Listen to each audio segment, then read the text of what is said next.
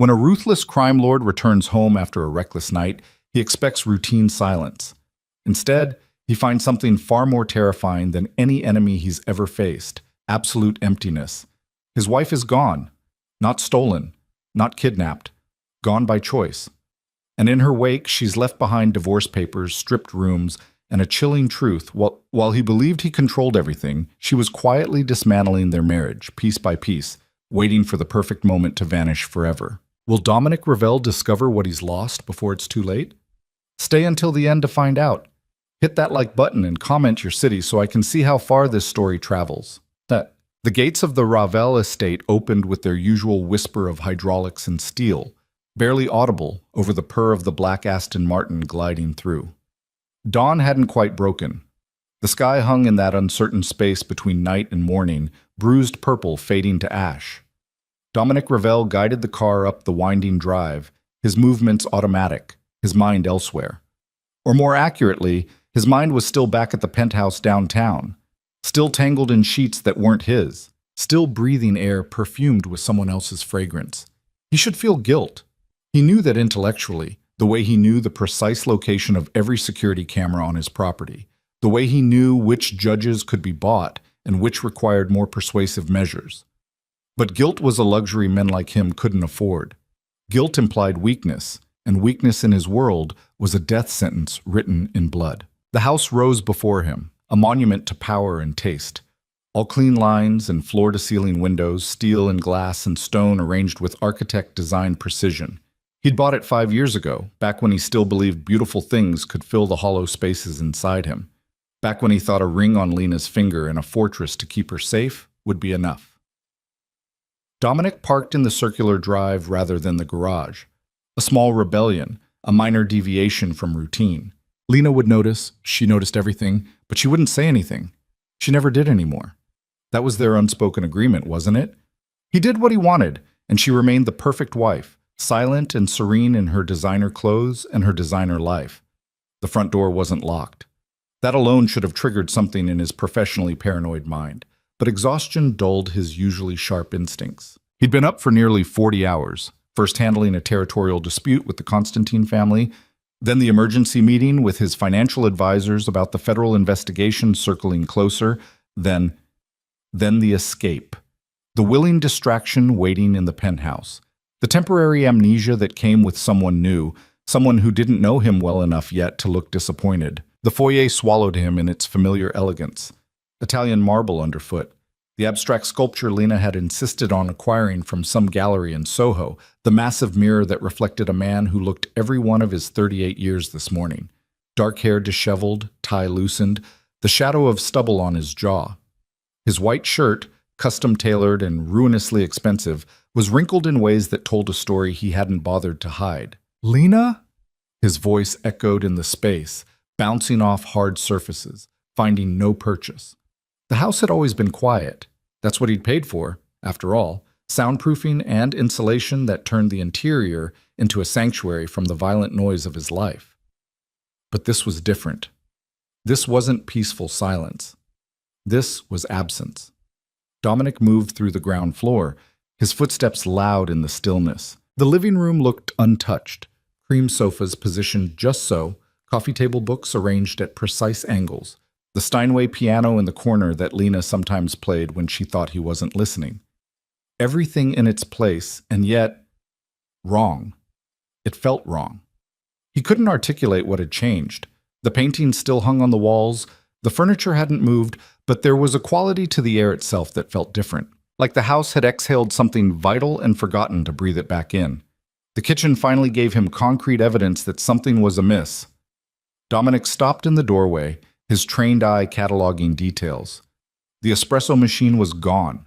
The vintage La Marzocco that Lena had spent months researching before purchasing, that she'd treated with the care most people reserved for pets. The magnetic knife block that had held her Japanese chef's knives, each blade worth more than most people's monthly rent. Empty. The ceramic container where she kept her loose-leaf tea collection vanished. Small things. Inconsequential things. Except they weren't, were they? On the marble island, centered with deliberate precision, sat a manila envelope. Dominic approached it the way he might approach a bomb, each step measured, his heart rate accelerating in a way that had nothing to do with fear and everything to do with the sudden, terrible understanding beginning to crystallize in his chest. His name was written on the envelope in Lena's handwriting, elegant, controlled, each letter perfectly formed. He'd always admired her penmanship, the old-fashioned care she took with the written word. It was part of what had drawn him to her initially, that sense that she existed slightly out of time, that she valued things the modern world had discarded as irrelevant. Inside the envelope, he found documents, legal documents, professionally prepared, every clause and stipulation laid out in the bloodless language of divorce attorneys. Petition for dissolution of marriage.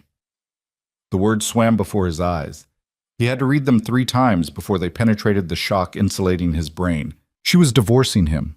Lena was divorcing him. No warning, no fight, no tearful confrontation or thrown objects or screamed accusations. Just papers, signed and dated, waiting for his response. He flipped through the documents with hands that had started to shake, a detail that would have embarrassed him if anyone else had been present. The division of assets was spelled out with surgical precision. She wanted nothing from him beyond what she'd brought into the marriage and what she could legally claim. No alimony demands, no attempt to bleed him dry, no leveraging of what she knew about his business dealings. She was cutting him out of her life as cleanly as possible, like a surgeon excising a tumor. At the bottom of the envelope, he found a single key on a plain metal ring, the key to his house.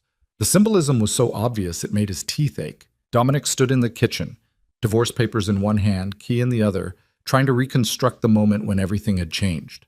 When had she decided? When had she planned this? How long had she been preparing to leave while sleeping beside him, sharing meals with him, existing in this house like everything was fine? The questions piled up, unanswerable, without Lena herself, and Lena was gone. He moved through the house with increasing urgency, taking the stairs 2 at a time. His earlier exhaustion burned away by adrenaline and something that might have been panic if he'd been willing to name it.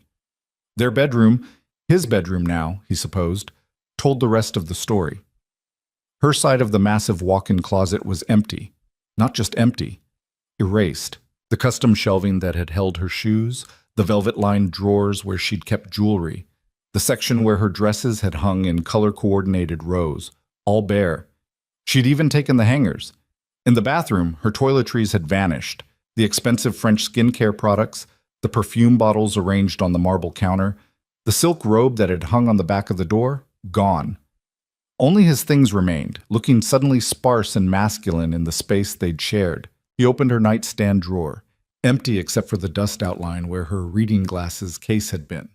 The books on her side of the bed, the poetry collections and literary fiction she consumed with quiet intensity, removed. The framed photograph of her parents that had sat on the dresser disappeared. She'd moved through this house like a ghost, taking every trace of herself, leaving behind only the footprint of her absence. Dominic sank onto the edge of the bed, still holding the divorce papers, still trying to process what he was seeing. This wasn't a spur-of-the-moment decision. This was planned, orchestrated, executed with the kind of precision that suggested weeks, maybe months of preparation.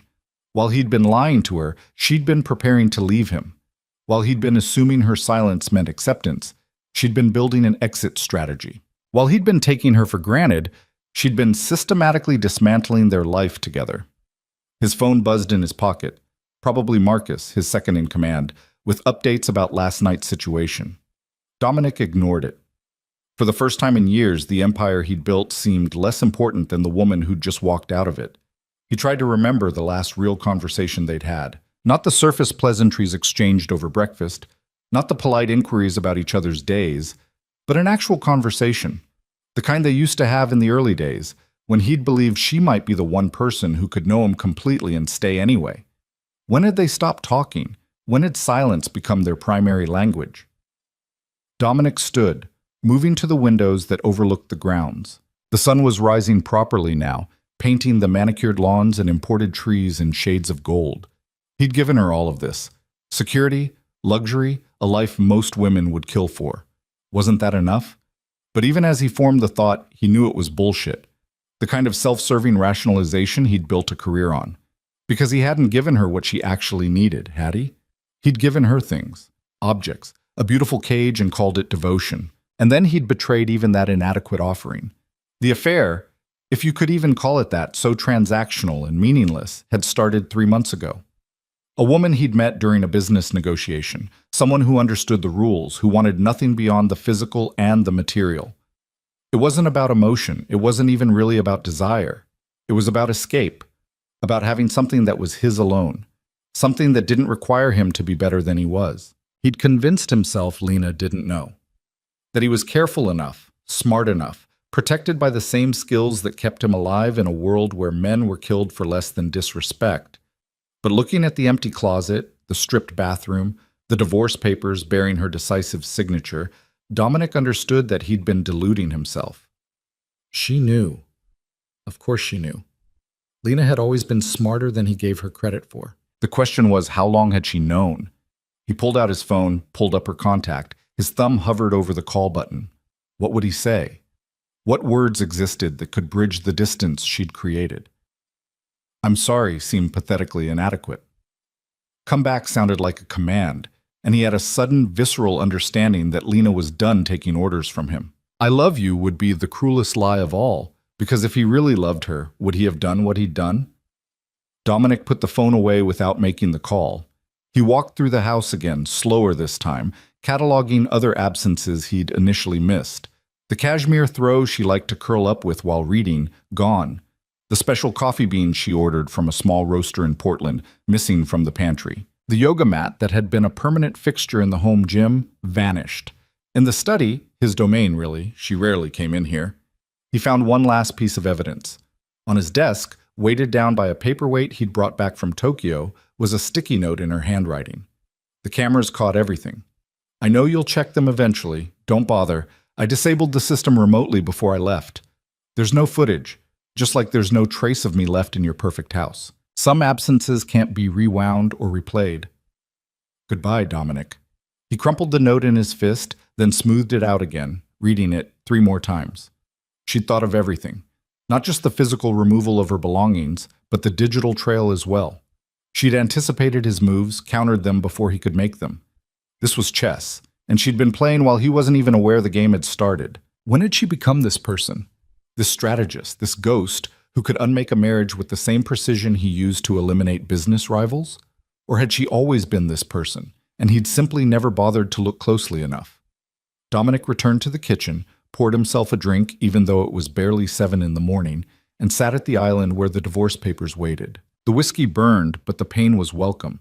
Something tangible, something real in a morning that had taken on the quality of a nightmare.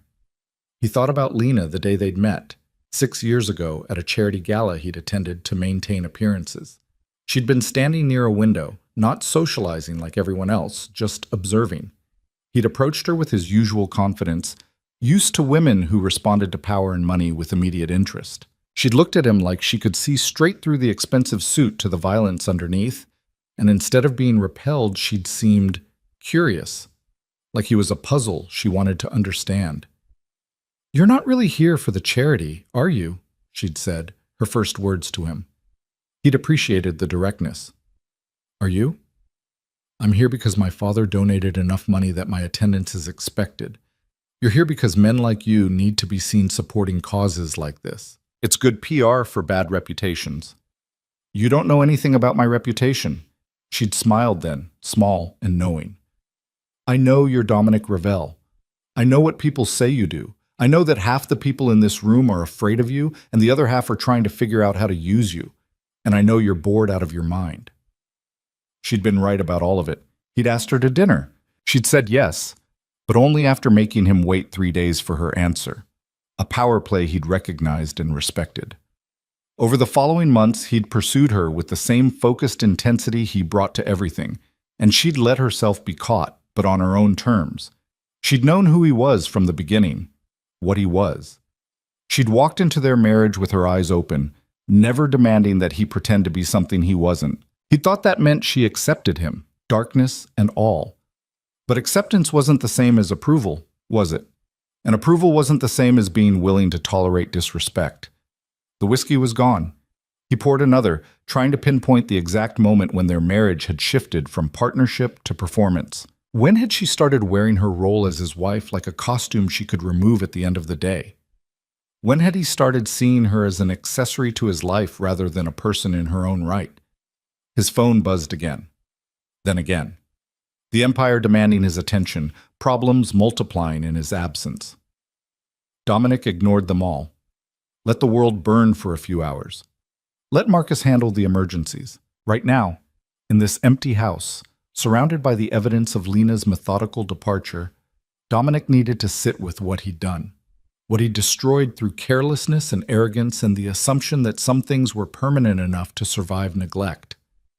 He picked up the divorce papers again, reading through the legal language with the attention he usually reserved for contracts worth millions. She'd been fair, almost generous in her division of assets. This wasn't revenge. This was simply done, over, finished. The finality of it was what hurt most, not the anger he could have fought against, not the tears he could have tried to soothe. This clean, quiet ending left him nothing to push back against. She'd removed herself from his life as efficiently as she'd removed her belongings from the house, and he was left holding nothing but papers and the key she no longer wanted. Outside, the morning had fully arrived. Somewhere in the distance, he heard the landscaping crew starting their work, the buzz of machinery a faint counterpoint to his thoughts. Life continuing, indifferent to personal catastrophes.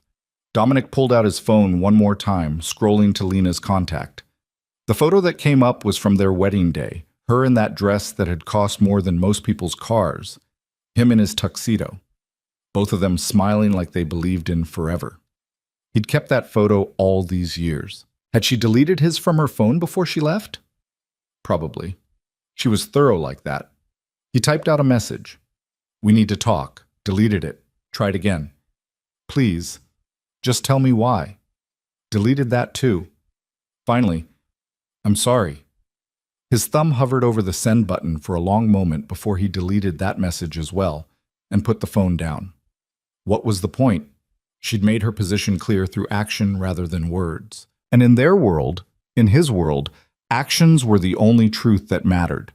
Dominic stood, leaving the divorce papers on the island, leaving the empty glass, leaving everything exactly as it was. He climbed the stairs one more time, returning to the bedroom that was now just his, and lay down on the bed without removing his clothes or shoes. The ceiling stared back at him, blank and white, and offering no answers. He'd faced down rivals with guns, negotiated deals worth fortunes, built an empire from nothing but will and violence and strategic ruthlessness. He'd survived things that should have killed him, won battles that should have been unwinnable. But lying here in this bed, on his side while hers remained empty, Dominic confronted a truth more devastating than any enemy he'd ever faced. He'd had everything that mattered, and he'd been too blind to see it until it was gone.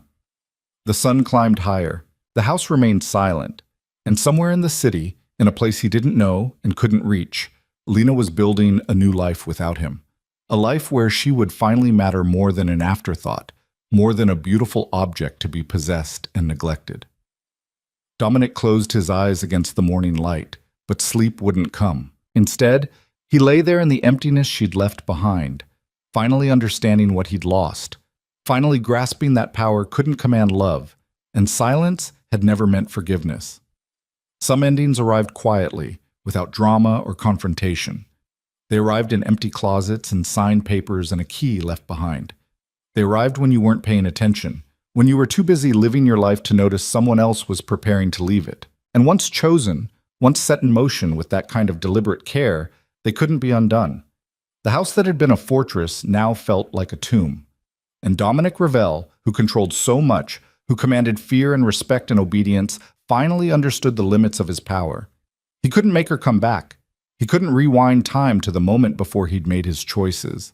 He couldn't force her to forgive what he himself didn't deserve to have forgiven. All he could do was lie here in the wreckage of what they'd been and learn to live with the absence she'd chosen. Outside, the world continued. The empire waited. Calls would be returned, decisions made, power exercised. Dominic Ravel would rise from this bed and resume his throne, because that's what men like him did. They survived. They endured. But something had broken in the quiet hours of this morning, something that all the money and influence in the world couldn't repair. And in that breaking, In that clean and quiet ending, Lena had taught him a final lesson. The cruelest prisons are the ones we build ourselves. And sometimes freedom means leaving behind everything familiar, even if it means walking away with nothing but your dignity intact. 3 hours later, Dominic finally moved. Not because he'd reached any profound understanding or found peace with what had happened. He moved because Marcus had called 17 times, and even grief, if that's what this hollowness was, couldn't completely override years of discipline. The Empire didn't pause for personal catastrophes. It never had. He showered in the bathroom that still smelled faintly of Lena's jasmine soap, even though she'd taken the bottle with her. Ghost scents lingering in the steam. He dressed in fresh clothes from his side of the closet, each movement automatic, his mind still circling the same questions without answers. The divorce papers remained on the kitchen island where he'd left them. He picked them up, folded them carefully, and slipped them into his briefcase. Evidence. Proof that this morning had actually happened and wasn't just some fever dream born of exhaustion and guilt. When he finally called Marcus back, his second-in-command answered on the first ring. "Where the hell have you been?" Marcus demanded, his usual deference stripped away by concern. "I've been trying to reach you for hours. We've got a situation with the shipment. The Constantine brothers are making noise about last night's negotiation, and are you even listening to me?" "I'm listening," Dominic said, though he wasn't, not really. "Handle the Constantines. Tell them we'll meet next week to finalize terms. As for the shipment, reroute through the secondary channels like we discussed."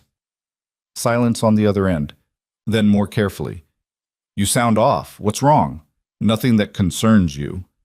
"Dominic." "I said handle it, Marcus. That's what I pay you for." He ended the call before Marcus could push further, already regretting the harshness. Marcus had been with him for almost a decade, had earned the right to ask questions. But Dominic wasn't ready to voice what had happened. Saying it out loud would make it real in a way that even the empty house hadn't. His phone buzzed with a text. Not Marcus this time, but a number he recognized immediately, despite having no name attached to it. The penthouse, the distraction, the woman who was probably just waking up now, wondering where he'd gone. "Last night was amazing. When can I see you again?" Dominic stared at the message, feeling nothing, less than nothing. The affair that had seemed like an escape 12 hours ago now looked like what it was. A symptom of a deeper rot, a shortcut to feeling something when his real life had gone numb. He deleted the message without responding. Then, after a moment's consideration, he blocked the number entirely. Too little, too late. The damage was done. But perhaps there was something to be said for not compounding mistakes. The house felt oppressive now, each empty room a reminder of what he'd lost. Dominic grabbed his keys and left, needing motion, needing to escape the suffocating silence even though he knew the absence would follow him wherever he went. The city was alive with mid-morning traffic, people rushing to jobs and meetings and lives that hadn't imploded overnight. Dominic drove without destination, letting instinct guide him through familiar streets. He ended up downtown, parking in the underground garage of the building that housed his legitimate business interests. The front that made his money clean, the acceptable face of an unacceptable empire. His private office occupied the top floor, all glass and steel and carefully curated art. His assistant, Claire, looked up in surprise when he stepped off the elevator. "Mr. Ravel, I wasn't expecting you today. You have no appointments until—" "Clear my schedule," he interrupted, moving past her desk toward his office. "I don't want to be disturbed.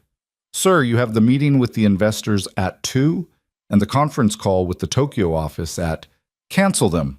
All of them." Claire's professional mask slipped for just a moment, revealing concern underneath.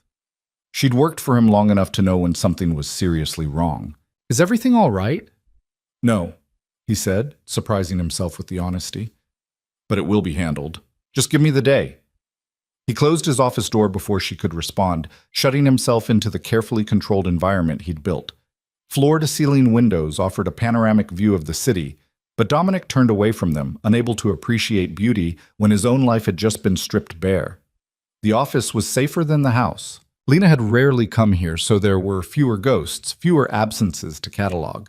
He poured himself a drink from the bar cart. His second whiskey of the day? Or was it third? And sank into the leather chair behind his desk. The divorce papers stared up at him from his briefcase. He pulled them out again, spreading them across the polished surface, studying them like they might reveal secrets if he looked hard enough. The date on Lena's signature was from yesterday. She'd signed them yesterday morning, probably while he was in his office handling the Constantine situation, completely unaware that his marriage was ending 30 miles away. Then she'd spent the rest of the day systematically removing herself from his life, timing her departure for when she knew he'd be occupied elsewhere. How long had she been planning this? Weeks? Months? The precision suggested serious preparation. You didn't just decide to leave and execute it this flawlessly overnight. This took time, strategy, the kind of careful thought he usually associated with business deals, not personal relationships. His phone rang. Not Marcus this time, but a number he didn't recognize. Dominic almost didn't answer, but years of paranoia made him cautious about ignoring unknown calls. Too many times, unknown numbers had meant opportunities or threats, and both required immediate attention. "Ravel?" he answered, his voice clipped. "Mr. Ravel, this is Catherine Chen from Chen and Associates." A woman's voice, professional and cool. "I'm calling on behalf of my client, Lena Ravel. I assume you've received the divorce petition by now?" The attorney. Of course, Lena would have an attorney, probably one she'd been consulting for weeks while Dominic had been oblivious. "I've received it," he said carefully, his business instincts kicking in even through the fog of shock. Never give away more than necessary. Never show weakness. "Excellent. As you've seen, my client is requesting an uncontested dissolution. The terms outlined in the petition are more than fair, and we're hoping this can be handled quickly and quietly without unnecessary conflict or publicity. I want to talk to her." A pause on the other end. "I'm afraid that's not possible, Mr. Ravel. My client has made it clear she has nothing further to discuss with you. All communication from this point forward should go through me." You don't understand." "I understand perfectly." Catherine Chen's voice sharpened, losing some of its professional neutrality. "My client has made her decision. She's not interested in reconciliation, explanations, or prolonged negotiations. She simply wants to move forward with her life. I strongly suggest you respect that wish." Something in the attorney's tone triggered Dominic's well-honed sense for subtext. This wasn't just professional advocacy. There was personal investment here, a protective edge that suggested Lena had shared more than just legal details with this woman. "What did she tell you?" he asked quietly. Another pause, longer this time. "Enough, Mr. Ravel. She told me enough." The line went dead. Dominic set the phone down, his hand shaking again, that tremor he couldn't quite control, that physical manifestation of a crisis he didn't know how to fight. Because that was the problem, wasn't it? This wasn't an enemy he could outmaneuver or a deal he could win through force of will. This was simply over. And all the power he'd accumulated, all the influence he commanded, meant nothing in the face of Lena's quiet determination. He tried to imagine what she'd told the attorney. The affairs, obviously, affair, singular, though who was he kidding? The one currently ending wasn't the first time he'd strayed, just the first time he'd been stupid enough to let it become regular. What else? The long absences, the emotional distance, the way he'd treated their marriage like another asset to be managed rather than a relationship to be nurtured. Or had she told Catherine Chen about the darker things? The violence that sometimes followed him home, the nightmares that woke him at 3 a.m, the way he'd shut her out every time she tried to reach the person underneath the armor? Dominic stood abruptly, unable to sit still any longer.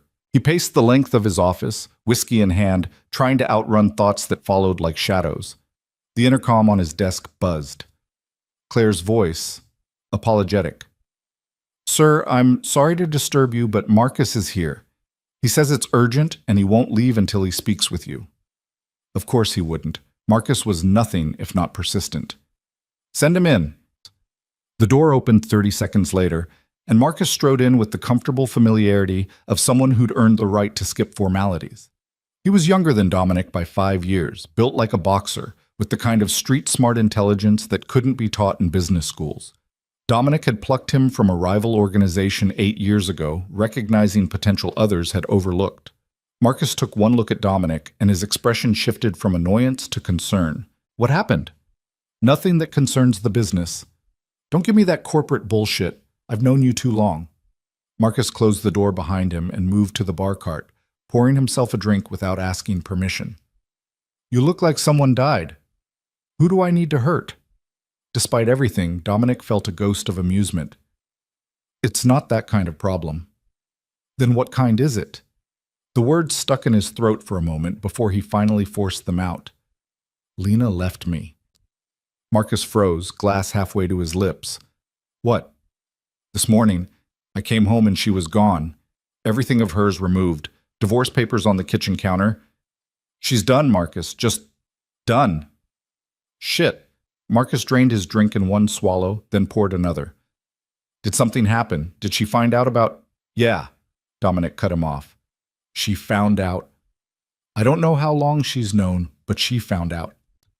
They stood in silence for a moment, the unspoken history between them heavy in the air. Marcus had been the one to warn him, months ago, that the affair was a mistake, that Lena wasn't the type of woman who would tolerate disrespect, no matter how comfortable her life was.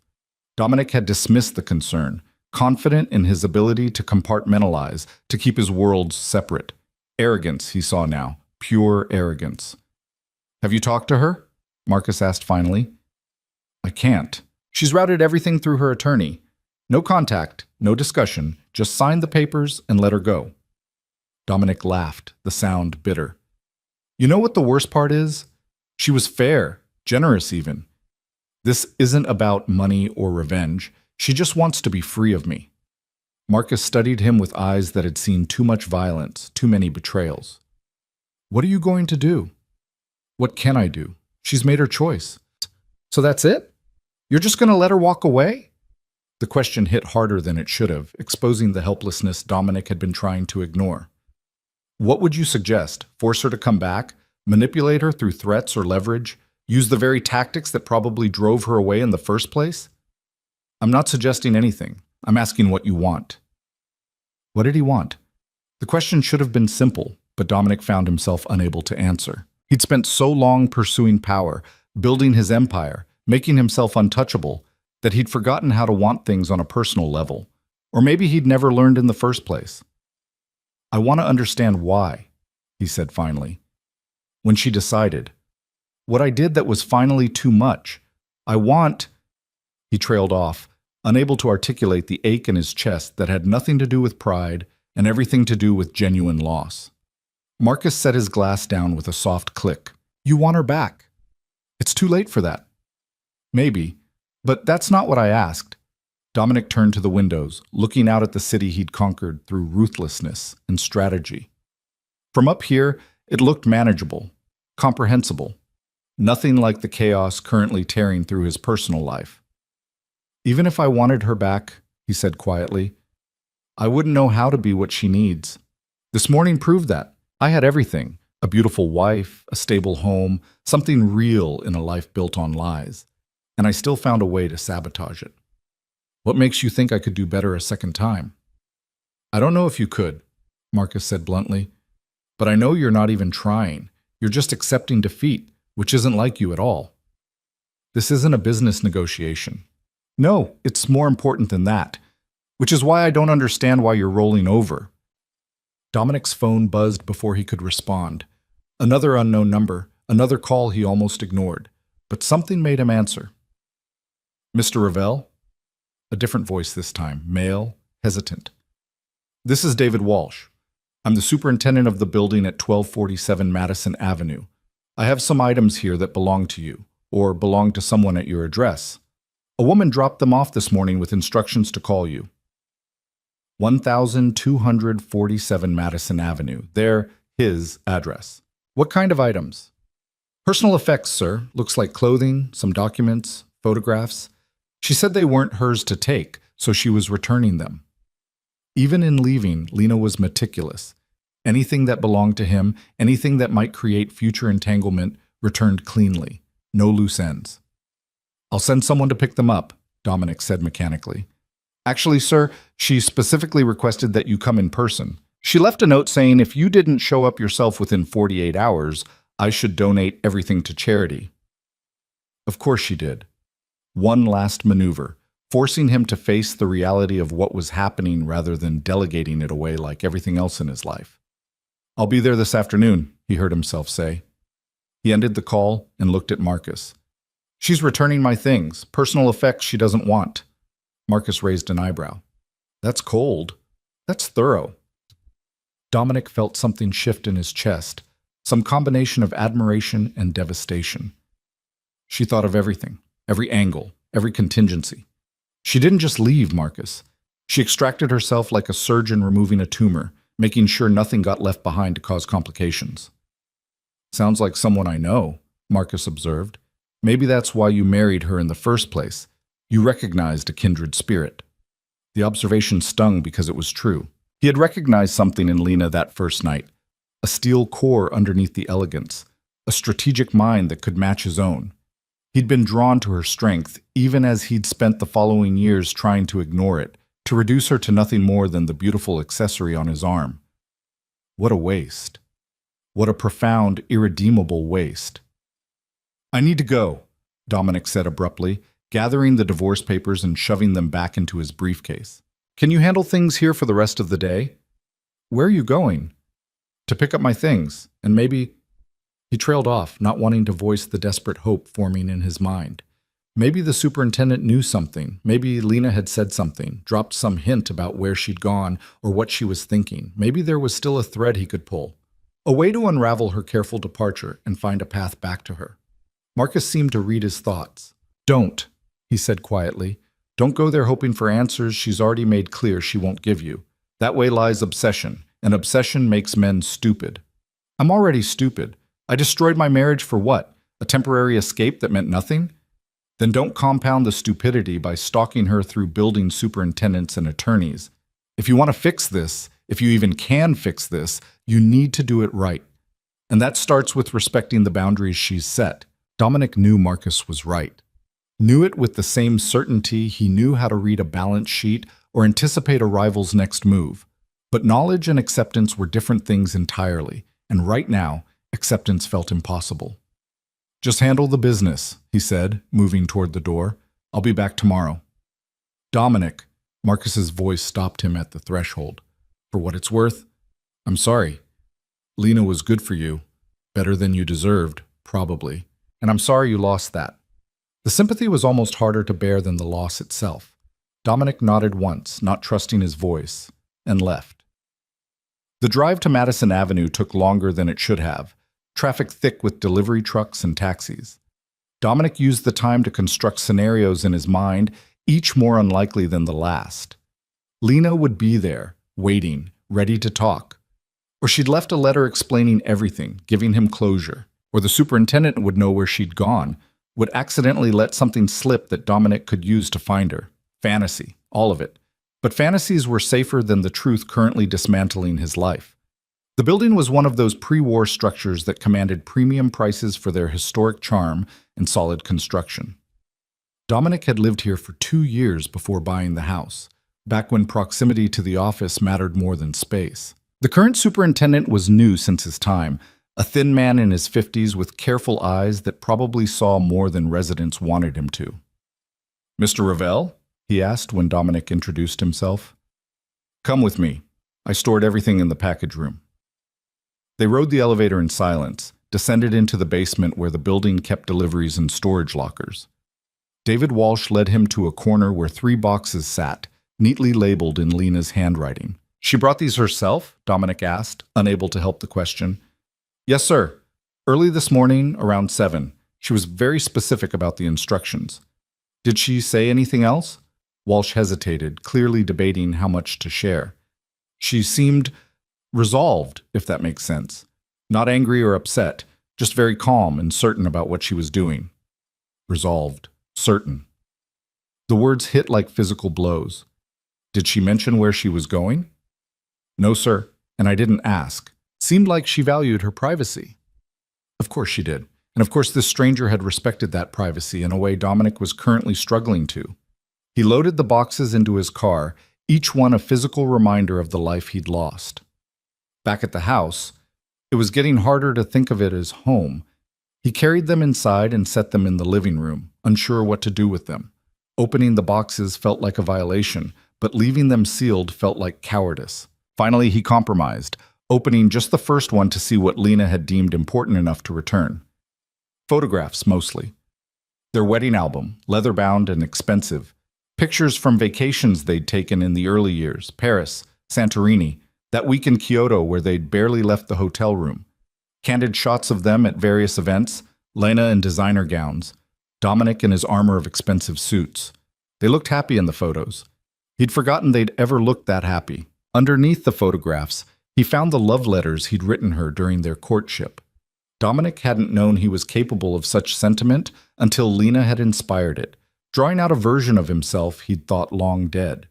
He picked up one at random, his own handwriting achingly familiar on the expensive stationery. Lena, every moment with you feels like coming home to a place I didn't know existed. You see me, really see me, and somehow you stay anyway. I don't know what I did to deserve that, but I promise I'll spend the rest of my life earning it. The irony was too cruel.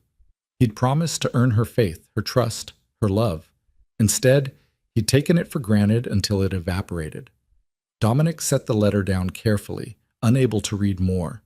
The other boxes could wait. He couldn't handle any more evidence of what he'd destroyed. Not tonight. His phone buzzed. Marcus checking in. Everything okay? He typed back, fine. Just going through some things. The response came quickly. Don't torture yourself. What's done is done. But that was the problem, wasn't it? What was done couldn't be undone.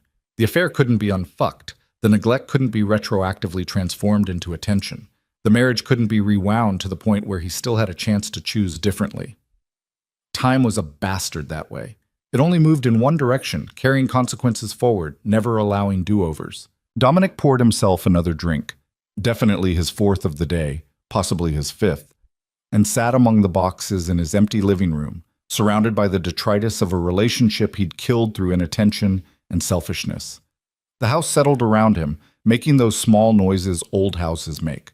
But without Lena's presence to animate the space, without her music or her voice, or the small sounds of her moving through rooms, the noises felt hollow. The house wasn't alive anymore. It was just a structure, expensive and well-appointed and utterly devoid of meaning. He thought about calling Catherine Chen back, about begging for 5 minutes of Lena's time, just 5 minutes to explain or apologize or whatever futile gesture might ease this ache. But Marcus's warning echoed in his mind. Obsession makes men stupid. So instead, Dominic sat in the gathering darkness, not bothering to turn on lights, letting the shadows claim the room the way absence was claiming his life. Tomorrow he'd have to return to being the Dominic Ravel everyone expected, the strategist, the power broker, the man who commanded respect through fear and careful calculation. Tomorrow the empire would require his attention, and he'd give it, because that's what he did. That's what he was good at. But tonight, in this empty house, surrounded by photographs of better days and promises he'd broken, Dominic allowed himself to sit with the full weight of what he'd lost. Not just Lena, though that loss alone was staggering. He'd lost the possibility of being better than he was. The chance to prove that love could transform even the darkest parts of him. The future they might have built if he'd been brave enough to choose her over his worst impulses. Gone. All of it, gone. And the worst part, the part that made the whiskey taste like ash and the photographs blur with unshed tears, was that he had no one to blame but himself. The darkness eventually gave way to dawn again, though Dominic couldn't have said when he'd actually slept. He woke on the couch, still in yesterday's clothes, the empty whiskey glass on the floor beside him, his head pounded with dehydration and something deeper, the physical manifestation of emotional exhaustion. The boxes remained where he'd left them, silent witnesses to his unraveling. He forced himself through the motions of normalcy. Shower, fresh suit, coffee he couldn't taste. The mirror showed a man who looked older than he had 2 days ago. New lines etched around his eyes, a brittleness in his expression that hadn't been there before. This was what loss looked like, he realized. This was the face of a man confronting consequences. Marcus had texted sometime in the night. Meeting with the Constantine rescheduled for tomorrow. Federal investigation hit a snag. Their informant went cold. We might have caught a break. Call me when you're ready to discuss. Business as usual. The empire rolling forward regardless of personal catastrophe, because empires didn't care about broken hearts or failed marriages. They cared about money and power and survival, and Dominic had built his to be ruthlessly efficient in all three. But for the first time in his adult life, the thought of returning to that world felt hollow. What was the point of an empire if there was no one to share it with? What good was power if it couldn't protect the things that actually mattered? He was halfway through his coffee when the doorbell rang. Dominic wasn't expecting anyone. Marcus had a key and would have let himself in. Deliveries came through the gate system, requiring advance clearance. For a brief, irrational moment, hope flared in his chest. Maybe Lena had come back. Maybe she'd reconsidered. Maybe... He opened the door to find a woman in her mid-40s, dressed in an elegant black pantsuit, her dark hair pulled into a severe bun. She carried a leather portfolio and wore the expression of someone who'd seen too many of these meetings to be moved by emotion. "Mr. Ravel," she said, extending a hand. "Catherine Chen. I thought it was time we met in person." The attorney, Lena's attorney, the woman who'd coolly informed him yesterday that his wife wanted nothing to do with him. Dominic didn't take the offered hand. "How did you get past my gate?" "Your wife, your soon-to-be ex-wife, gave me the code before she left. I'm returning it to you." She held out a slip of paper with the security numbers written in Lena's handwriting, along with some additional documents that require your signature. "I haven't agreed to anything yet, and you're within your rights to contest the petition," Catherine said evenly, "though I'd strongly advise against it. Contested divorces get messy, and messy means public. I don't imagine someone in your position wants his private life examined in open court." The implied threat was clear. Lena knew things about his business, about the sources of his wealth, about deals that wouldn't survive legal scrutiny. She'd been careful not to include any of that in the divorce papers, but if he forced a fight, those considerations might change. "Is that a threat?" he asked quietly. "It's a reality check. My client wants a clean break. She's offering you generous terms and asking for nothing beyond what's fair. Fighting her on this would be expensive, time-consuming, and ultimately futile. She's not coming back, Mr. Ravel. The sooner you accept that, the easier this will be for everyone." Dominic stepped back, gesturing her inside with a bitter laugh. "Come in, then. Let's get this over with." Catherine entered with the professional detachment of someone who'd witnessed countless domestic endings. She didn't comment on the boxes in the living room, or the empty whiskey glass, or the general air of desolation that had settled over the house.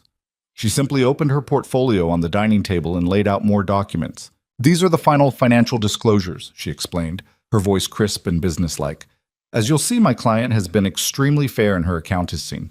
She's claiming only what she brought into the marriage and half of the joint assets acquired during your time together. She's waiving alimony despite being legally entitled to it. She's even offering to let you keep several items that technically belong to her, including the art collection you purchased jointly." Dominic scanned the documents without really seeing them. Numbers and legal terminology blurred together, meaningless compared to the central fact. Lena was dividing their life with the precision of a surgeon, each cut clean and final. "Where is she?" he asked abruptly. Catherine looked up, her expression neutral.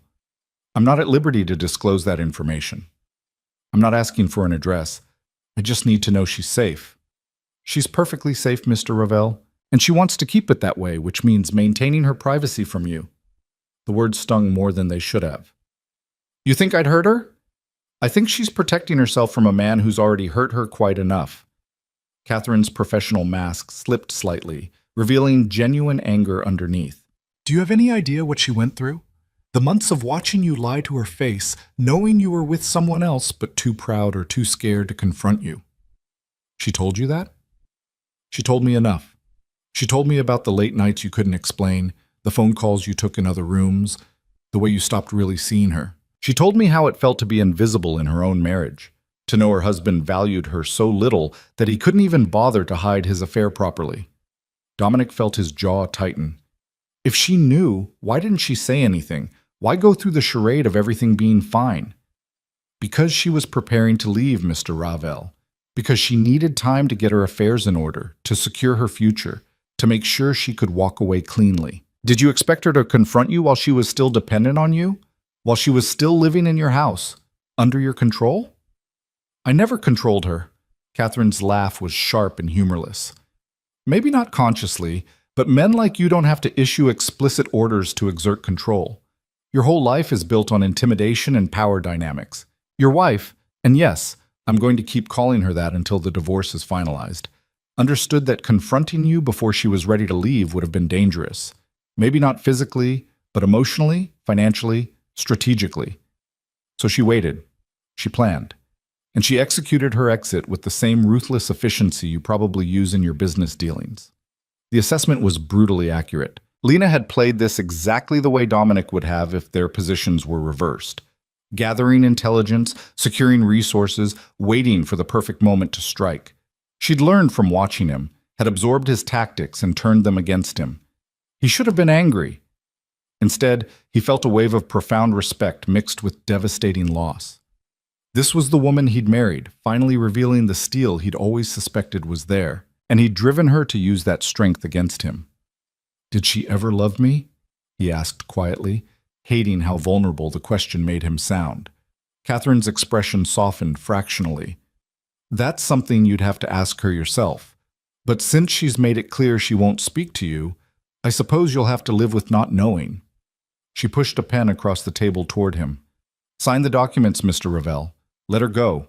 It's the only decent thing you can do for her at this point."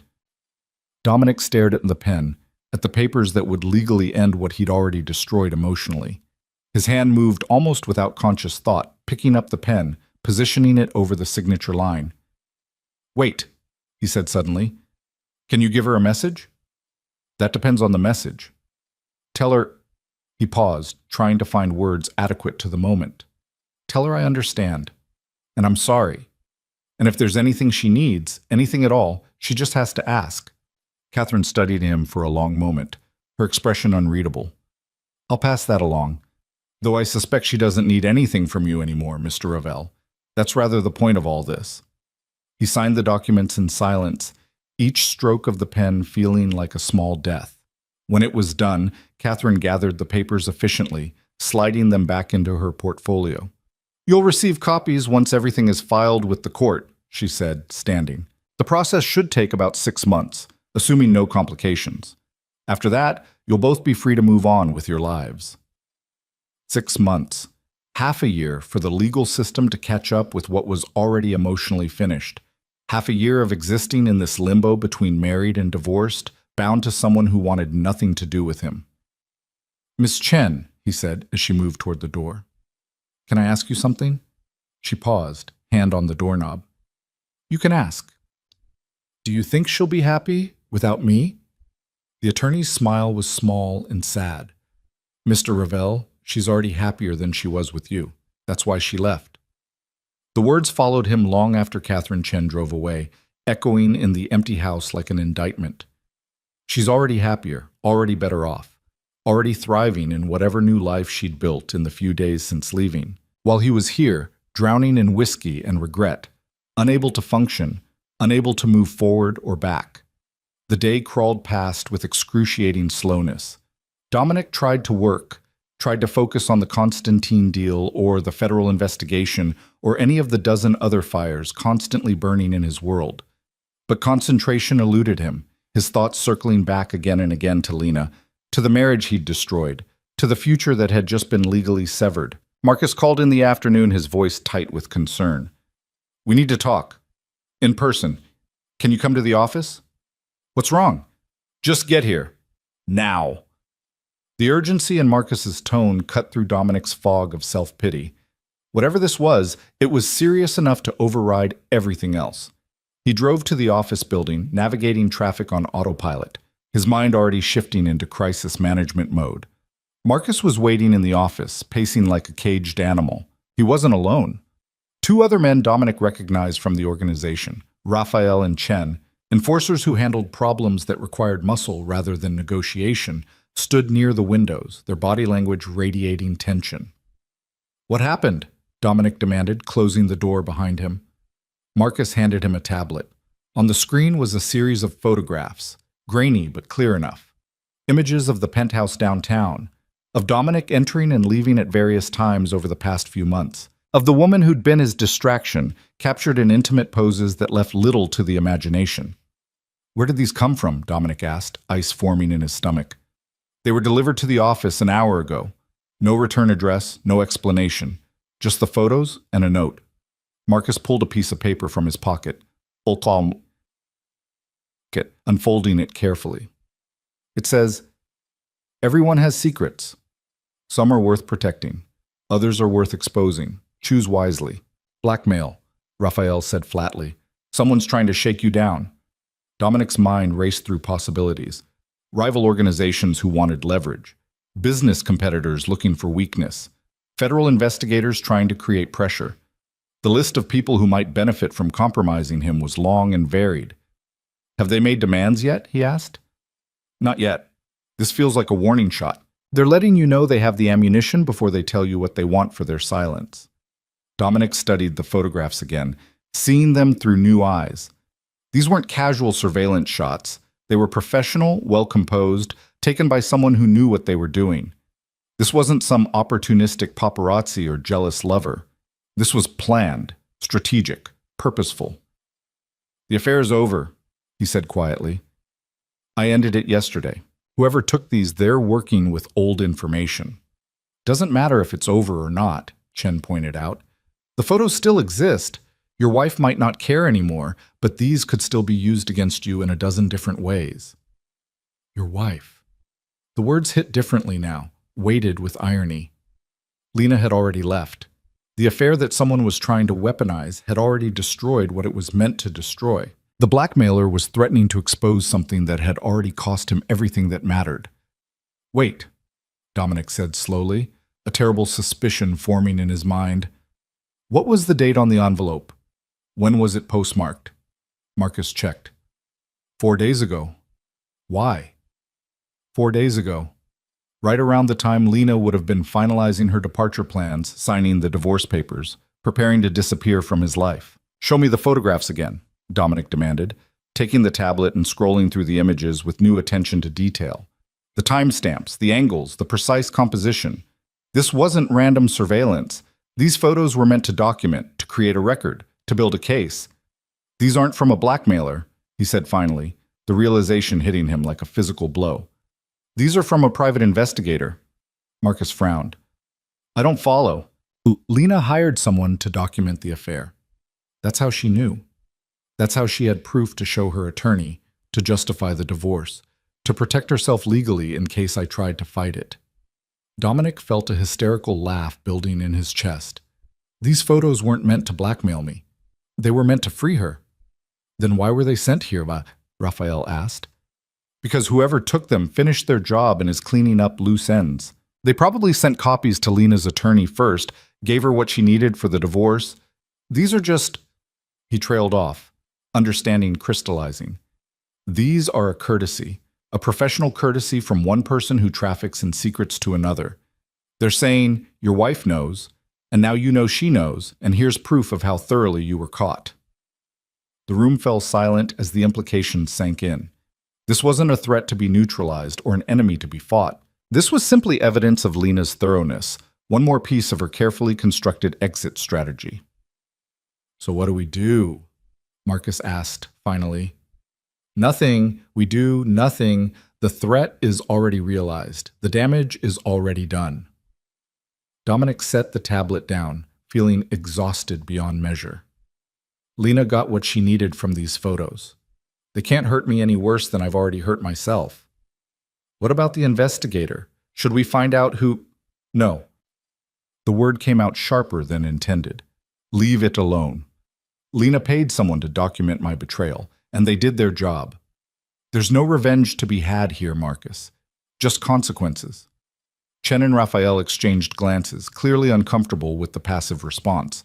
In their world, challenges were met with force. Threats were eliminated. Weakness was never shown. But Dominic was done fighting this particular battle. What was the point of destroying evidence when the evidence had already destroyed everything that mattered? "Get rid of them," he said, gesturing to the photographs. "Burn them, delete them, I don't care. They don't change anything. Lena's gone, the marriage is over, and these photos are just ghosts of mistakes already made." "Dominic," Marcus started. "I said get rid of them." He stood abruptly, unable to remain in the office any longer. "Handle the Constantine meeting tomorrow." "I'll be there, but I need you to take lead on the negotiations. Can you do that?" "Of course, but then we're done here."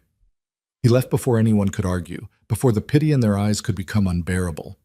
The elevator ride down felt interminable, each floor a small eternity, until finally he emerged into the parking garage and the relative privacy of his car.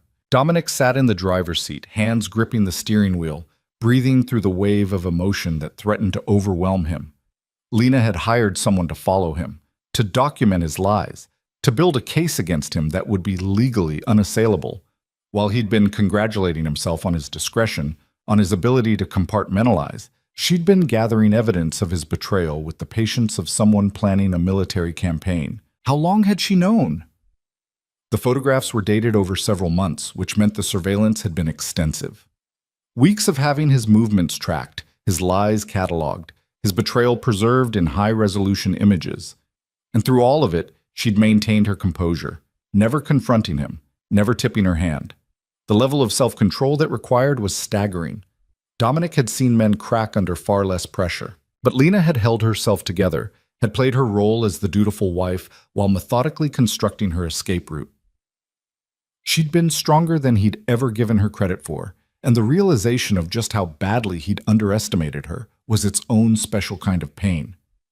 His phone buzzed, a text from a number he didn't recognize. "The photos were a gift, Mr. Ravel. Your wife requested they be sent to you after her departure as proof that her decision was justified. She wanted you to know she didn't leave on impulse or emotion. She left because she had irrefutable evidence of who you really are. Consider them a final lesson in the consequences of carelessness.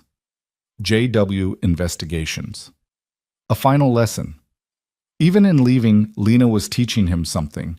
Even in her absence, she was making sure he understood exactly why he'd lost her. Dominic read the message 3 times before deleting it.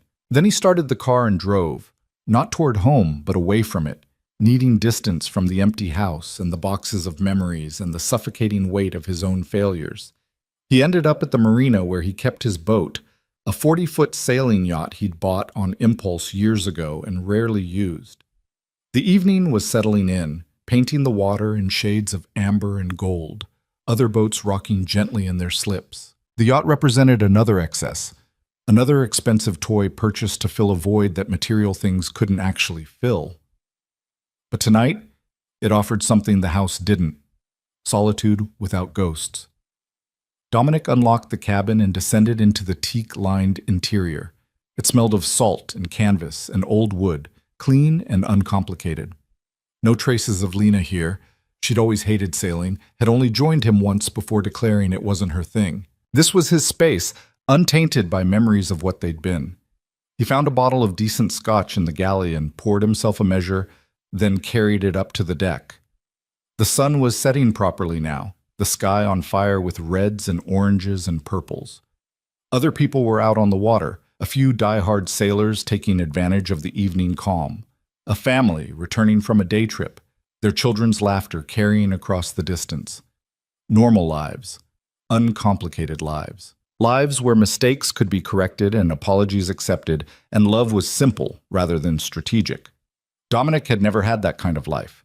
Even before the empire, before the violence and the moral compromises, he'd been someone who lived in complications, someone who saw relationships as negotiations and trust as a calculated risk. Meeting Lena had been the first time he'd wondered if he might be capable of something different, something genuine, and he'd proven, definitively, that he wasn't. The scotch burned going down, but the pain was familiar, almost comforting.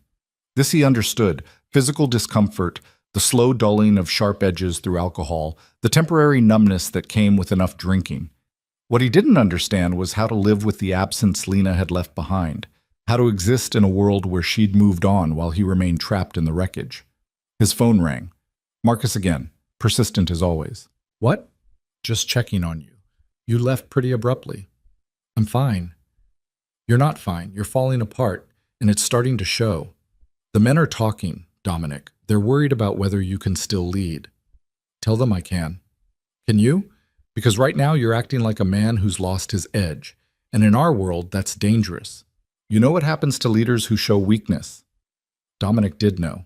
He'd taken advantage of such moments himself, had built part of his empire on the ruins of men who'd lost focus at critical times.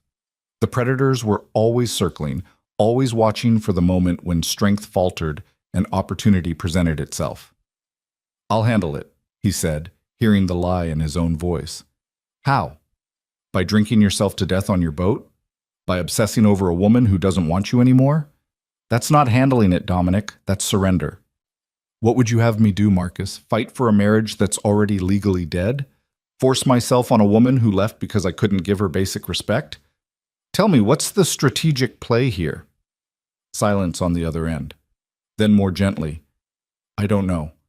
But I know this isn't it. Come back to the office. Focus on the business. Give yourself something to do besides destroy yourself. Tomorrow, Dominic promised. I'll be there tomorrow for the Constantine meeting. Tonight, I just need to be alone. Alone with a bottle isn't the same as actual solitude. It'll have to do. He ended the call before Marcus could push further, silencing the phone entirely. The sun had set completely now, the marina lights flickering on, creating pools of illumination against the gathering darkness. Other boats were lit up, people visible through windows and portholes, living their lives, apparently uncomplicated by the kind of destruction Dominic had wrought on himself. He thought about Lena somewhere out there in the city, or maybe she'd left the city entirely, started over somewhere new. Was she with friends, family? Had she found an apartment, and was she decorating it right now, choosing furniture that reflected her taste rather than his, creating a space that was entirely hers? The thought of her happy without him should have brought relief. At least someone had escaped this wreckage intact. But instead it brought a sharp, visceral jealousy. Not of anyone specific, but of the life she was building, the freedom she'd claimed, the future she'd secured by cutting him out entirely. She was already happier, Catherine Chen had said. Already thriving. Already better off. While he sat here on a boat he never used, drinking scotch he couldn't taste, trying to figure out how to exist in a world where the one person who'd ever made him want to be better had decided he wasn't worth the effort. The scotch bottle was half empty when Dominic finally moved from the deck, his legs unsteady beneath him. The marina had gone quiet, most boats dark now, their owners having returned to shore in lives that continued regardless of his personal apocalypse. He descended into the cabin, intending to sleep off the alcohol, but sleep felt impossible with his mind still churning through the same circular thoughts. Instead, he found himself opening the storage compartment where he kept navigation charts and emergency supplies. Buried underneath practical items was a small wooden box he'd forgotten about, something Lena had given him their first Christmas together. He'd stored it here when they'd stopped using the boat, when his life had become too complicated for leisurely sails. Inside the box were more photographs, but these were different from the ones the investigator had taken. These showed a younger version of himself and Lena, back when possibilities still existed between them. A candid shot someone had taken at a restaurant.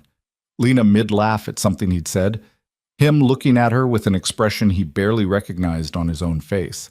Another from a weekend in the Hamptons, both of them windswept and grinning. A selfie she'd insisted on taking in Paris. The Eiffel Tower blurred in the background while they kissed in the foreground. Evidence of love that had been real once? Or had it? Had he ever truly loved her, or had he simply loved the idea of her, the way she made him feel capable of being someone better than he was? The distinction seemed important suddenly, though Dominic couldn't articulate why. His phone, still silenced but visible on the table, lit up with another message. Not Marcus this time, but a number he hadn't seen in years. Thomas Ravel, his brother. The preview showed enough. Heard through the grapevine about you and Lena. I'm sorry, Dom. Call if you need to talk. Dominic stared at the message, unsure how to feel about it. He and Thomas hadn't spoken in almost 3 years, not since their father's funeral when old resentments had surfaced and made it clear that blood didn't guarantee connection. Thomas had chosen a different path. Legitimate business, a normal life, a wife, and 2 kids in the suburbs. Everything Dominic had rejected in favor of power and control. He almost deleted the message. Almost. But something stopped him. Some vestige of the person he used to be before violence and moral compromise had reshaped him into someone barely recognizable. Before he could second-guess the impulse, Dominic called. Thomas answered on the 3rd ring, his voice cautious. Dom? Yeah, it's me. A pause, heavy with years of silence. I wasn't sure you'd call back. Neither was I. Dominic leaned against the cabin wall, suddenly exhausted beyond measure. How did you hear? Lena called me 2 days ago. She asked me to check on you after some time had passed. Make sure you weren't. Thomas trailed off, clearly uncomfortable finishing the thought. Wasn't what? Destroying myself? Dominic laughed bitterly. Too late for that. She seemed worried about you, which I found interesting given that she's the one who left.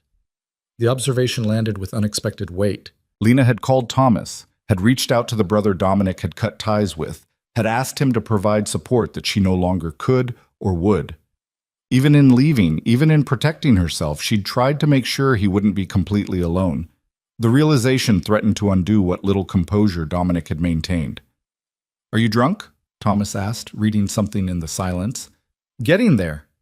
Where are you? The marina, on the boat. Jesus, Dom. You shouldn't be alone right now, and you definitely shouldn't be drunk on a boat. I'm fine. You're not fine. Lena made that very clear when she called. She said... Thomas hesitated. She said you'd never learned how to handle genuine loss, that everything you'd ever lost before was something you could fight to get back or replace with something else. But this is different. She told you that? She told me a lot of things, including why she left, what you did, how long she knew before she finally walked away. Thomas's voice hardened slightly. I want to be sympathetic, Dom, I really do. But she also told me enough that I understand why she had to go. Dominic absorbed the implicit judgment, the disappointment from a brother who'd already been disappointed in him for years. Did you call just to tell me I'm a failure? No, I called because despite everything, you're still my brother. And because Lena asked me to, and she's someone I respect, even if I can't say the same about some of your choices. The honesty was brutal, but somehow refreshing. Dominic had spent so long surrounded by people who told him what he wanted to hear, who feared him too much to offer genuine truth. Thomas's bluntness cut through the fog of self-pity and alcohol. I don't know what to do, Dominic admitted quietly, the words escaping before he could stop them. I don't know how to fix this. You can't fix it. That's what you need to understand. This isn't a business deal you can renegotiate or an enemy you can outmaneuver. Lena made her choice, and you have to respect it. Everyone keeps saying that. Respect her choice. Let her go. Move on. But none of you tell me how. Thomas sighed, the sound carrying years of complicated history. Start by sobering up. Then come stay with me and Catherine for a few days. Get out of that empty house, away from the business. Give yourself space to actually feel what you're feeling instead of drowning it. The offer caught Dominic off guard. You want me to stay with you? Catherine suggested it, actually. She thinks you need family right now, even if that family hasn't been particularly close lately. And before you refuse out of pride or whatever, just consider that maybe accepting help is part of learning how to handle loss. Dominic wanted to refuse, wanted to insist he could manage alone, that he didn't need anyone's pity or charity. But the truth was, he was drowning here, and pride seemed like a poor life preserver. Let me think about it, he said finally. Don't think too long. Offer expires when you do something stupid, like try to sail drunk or contact Lena against her explicit wishes. How did you know I was thinking about... Because I know you, Dom. You're a strategist. You're probably already planning how to engineer an accidental meeting or find some excuse to reach out. Don't. It won't work, and it'll only make things worse. The accuracy of the assessment was unsettling.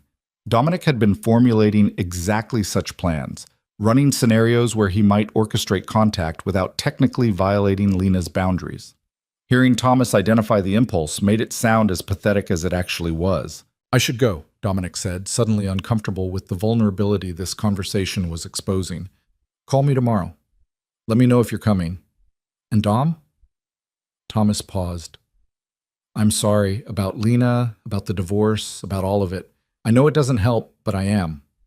The line went dead before Dominic could respond, leaving him alone again with the photographs and the scotch, and the profound silence of a boat that had witnessed none of his failures. He slept eventually, passing out on the narrow berth with his clothes still on, Thomas's offer echoing in his mind alongside Lena's apparent concern and the growing understanding that he'd lost more than just his wife. He'd lost the person he might have become if he'd been brave enough to choose differently. Morning arrived with punishing brightness and a headache that felt deserved. Dominic forced himself upright, splashed water on his face from the tiny sink, and tried to assess the damage. His reflection in the small mirror showed a man who looked like he'd been in a fight. Bloodshot eyes, 2 days of stubble, skin sallow from too much alcohol and too little sleep. This was who he'd become in Lena's absence. This was the man underneath the expensive suits and controlled exterior. Stripped of her stabilizing presence, he was reverting to something raw and self-destructive. The realization should have been frightening. Instead, it felt almost liberating. At least this version was honest. At least this man wasn't pretending to be something he wasn't. His phone showed multiple missed calls from Marcus, several texts from various business contacts, and one more message from Thomas. Offer still stands. Catherine's making up the guest room just in case. Dominic climbed back up to the deck, squinting against the morning sun reflecting off the water. The marina was coming alive around him, people preparing boats for day trips, maintenance workers making their rounds, the normal rhythm of a world that hadn't stopped just because his had imploded. He needed to make a decision. Return to the house and the empire and the life he'd built, pretend everything was fine until the pretending became reality again. Or accept Thomas's offer, admit he needed help, take the risk that vulnerability might lead somewhere other than destruction. The empire won. It always did. Dominic locked up the boat and drove back to the house, stopping only to grab coffee strong enough to cut through the hangover. By the time he arrived, he'd reconstructed his armor piece by piece until the broken man from the marina was safely hidden underneath the mask of Dominic Ravel, crime boss and strategist. Marcus was already there, waiting in the driveway with an expression that suggested he'd been prepared to break down the door if necessary. "You look like hell," Marcus said bluntly. "Good morning to you too. The Constantine meeting is in 3 hours. Please tell me you're going to be functional for it." "I'll be fine." Dominic unlocked the front door, stepping into the house that still felt wrong, still felt empty despite all his things being exactly where he'd left them. "Give me an hour to shower and change. We'll go over the negotiation strategy on the way." Marcus followed him inside, his sharp eyes cataloging details. "Did you sleep here last night?" "No, I was on the boat." "Drinking?" "Some." "Christ, Dominic, you can't fall apart right now. Too many people are depending on you. Too many threats are circling." The Constantines smell blood in the water. The federal investigation is gaining momentum, and half our suppliers are getting nervous about the instability. You need to pull yourself together. I am together. Dominic headed for the stairs, needing the shower and the change of clothes, needing to complete the transformation back into someone capable of commanding respect. I had one night of weakness. It's done. Is it? Because from where I'm standing, this looks like the beginning of a spiral, not the end of one. Dominic paused on the stairs, looking back at his second-in-command, his closest thing to a friend in a world that didn't really allow for friendship. "What do you want me to say, Marcus? That losing Lena destroyed something in me? That I don't know how to function without the illusion that someone gave a damn about me beyond what I could provide?" Fine. It's true. But it doesn't change the fact that the empire still needs running, deals still need closing, and threats still need neutralizing. So yes, I'm falling apart. But I'll do it on my own time, not when the Constantines are watching for weakness. Marcus held his gaze for a long moment. "You know what I think? I think you're using the business as an excuse to avoid dealing with what actually happened. As long as you're focused on deals and threats and strategy, you don't have to face the fact that you destroyed the one real thing in your life. And your point is? My point is that eventually you'll have to face it anyway. And when you do, if you haven't built any kind of support system beyond the organization, it's going to break you." Noted. Now, can I shower in peace, or are you planning to follow me upstairs and continue this intervention? Marcus shook his head, but something in his expression suggested resigned acceptance rather than anger. 1 hour. Then we leave for the meeting. And Dominic, try to at least look like you're still in control, even if you're not. The shower helped. Hot water and steam, and the familiar ritual of preparation gave Dominic something to focus on beyond the emptiness echoing through the house. He dressed in one of his best suits, charcoal gray, custom-tailored, the kind of armor that announced power before a word was spoken. Added the watch Lena had given him for their anniversary, then took it off again when the weight of it felt unbearable. Chose a different one, anonymous and expensive, free of sentimental associations. By the time he descended the stairs, he looked like himself again, controlled, dangerous, unreadable. The man who'd spent the night drinking himself unconscious on a boat was buried deep, locked away where the Constantines couldn't find him. Marcus was in the kitchen, going through notes on his tablet. He looked up when Dominic entered, and whatever he saw must have satisfied him because he simply nodded and said, "Better, you ready?" "Always." The meeting was held in neutral territory, a private room at an upscale restaurant downtown, the kind of place that catered to people who valued discretion above all else. The Constantine brothers were already there when Dominic and Marcus arrived, along with their own advisors and enforcers, turning the meeting into a subtle show of force on both sides. Victor Constantine stood when Dominic entered, extending a hand with the careful courtesy of men who might have to kill each other someday. "Ravel, good of you to make time for us." "Victor, Anton." Dominic shook hands with both brothers, noting details with automatic precision. Victor looked confident, almost smug. Anton seemed more cautious, his eyes watchful. The dynamic between them suggested Victor was leading this negotiation, which meant Anton was the one Dominic needed to convince. They settled around the table, orders placed for food none of them would eat, drinks poured that would barely be touched. The preliminaries took 20 minutes, small talk about mutual acquaintances, careful probing about various business interests, the verbal dance that preceded actual negotiation. Finally, Victor leaned back in his chair and got to the point. "We've been reviewing the terms you proposed last week. They're not acceptable." "Which terms specifically?" Marcus asked, his tone professionally neutral. "All of them, the territory divisions, the profit splits, the timeline for integration. You're asking us to give up too much for too little guaranteed return." Dominic had expected this.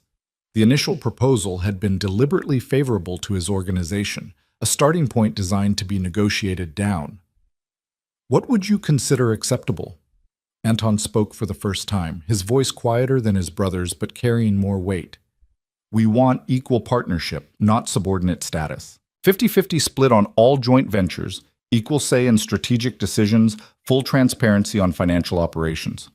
"That's not partnership," Dominic said calmly. "That's asking me to hand you half my empire in exchange for access to markets we could eventually penetrate on our own." "Could you, though?" Victor's smile was sharp. "From what we hear, you've been somewhat distracted lately, losing focus. We're offering you a lifeline, Ravel. Take it before you drown." The provocation was obvious, designed to test whether the rumors of his personal crisis had affected his professional judgment. Dominic felt Marcus tense beside him, ready to respond, but he laid a subtle hand on his second-in-command's arm. This required careful handling, not defensive aggression. "My personal life has no bearing on my business capabilities," Dominic said, his voice cold enough to frost the glasses on the table. "And if you're basing your negotiating strategy on gossip and speculation, you're making a fundamental mistake about who you're dealing with." "Are we?" Anton's eyes were steady, assessing. "Because the Dominic Ravel we've heard about doesn't make unforced errors, doesn't show vulnerability, doesn't give his enemies ammunition to use against him. But rumor has it your wife just left you. Divorce papers filed. Very public, very messy. That sounds like an unforced error to me." The room went silent. Even the servers seemed to sense the shift in atmosphere, giving the table a wide berth. Dominic could feel multiple sets of eyes on him, waiting to see how he'd respond. This was the test, the moment when weakness would be exploited or strength reaffirmed. Everything hinged on his next words, his next move. "My marriage ending doesn't make me weak," he said finally, his voice carrying the weight of absolute certainty. "It makes me focused. No distractions, no divided loyalties, no one to protect except the organization. If you think my divorce makes me vulnerable, you're confusing loss with liberation. I'm more dangerous now than I've ever been, because I have nothing left to lose." The lie felt true as he spoke it, and maybe that's all that mattered. Maybe if he said it convincingly enough, it would become real. Maybe he could transform grief into ruthlessness, heartbreak into strategic advantage. Victor and Anton exchanged glances, some silent communication passing between them. When Victor spoke again, his tone had shifted slightly, losing some of its aggressive edge. "Fair enough. Let's talk about terms we can actually agree on." The negotiation continued for another 2 hours. Thrust and parry, concession and counteroffer, the careful dance of men who understood that every word mattered and every weakness would be exploited. Dominic felt himself slipping into the familiar rhythm, the part of his brain that handled strategy taking over from the part that was still drowning in loss. This he could do. This he was good at. Reading opponents, identifying leverage points, knowing exactly how much to give and when to hold firm. The Empire didn't require love or trust or emotional vulnerability. It just required competence and ruthlessness, and those he had in abundance. By the time they shook hands on a revised agreement, not quite equal partnership, but close enough that both sides could claim victory, Dominic felt almost normal again. Almost like the man he'd been before Lena left, before the photographs arrived, before everything he'd taken for granted had been stripped away. Marcus waited until they were in the car before speaking. That was well handled. For a minute there, I thought Victor was going to push harder on the personal angle. He tested it and decided it wasn't worth pursuing. Dominic loosened his tie, feeling the adrenaline of the negotiation beginning to fade. Smart of him. I wasn't bluffing about being more dangerous now. Weren't you? Marcus asked quietly. Because from where I sat, that sounded like a man trying to convince himself as much as the Constantines. Dominic didn't answer. What was there to say? That Marcus was right? That every word had been armor against admitting how badly he was actually handling this? That pretending to be unaffected was the only strategy he had left? They drove in silence back to the office, the city flowing past the windows in a blur of movement and noise, and life continuing regardless of personal catastrophe. Dominic's phone buzzed repeatedly with messages, business contacts, updates on various operations, the constant stream of demands that came with running an empire. And one message from Thomas. Last chance. Guest room is ready if you change your mind. Dominic stared at the message for a long moment, thumb hovering over the reply button. He could accept, could admit he needed help, could take the risk that family might offer something the Empire couldn't. Or he could delete it, return to his empty house, continue pretending that ruthlessness could replace everything he'd lost. Drop me at home instead of the office, he said abruptly. Marcus glanced over. You sure?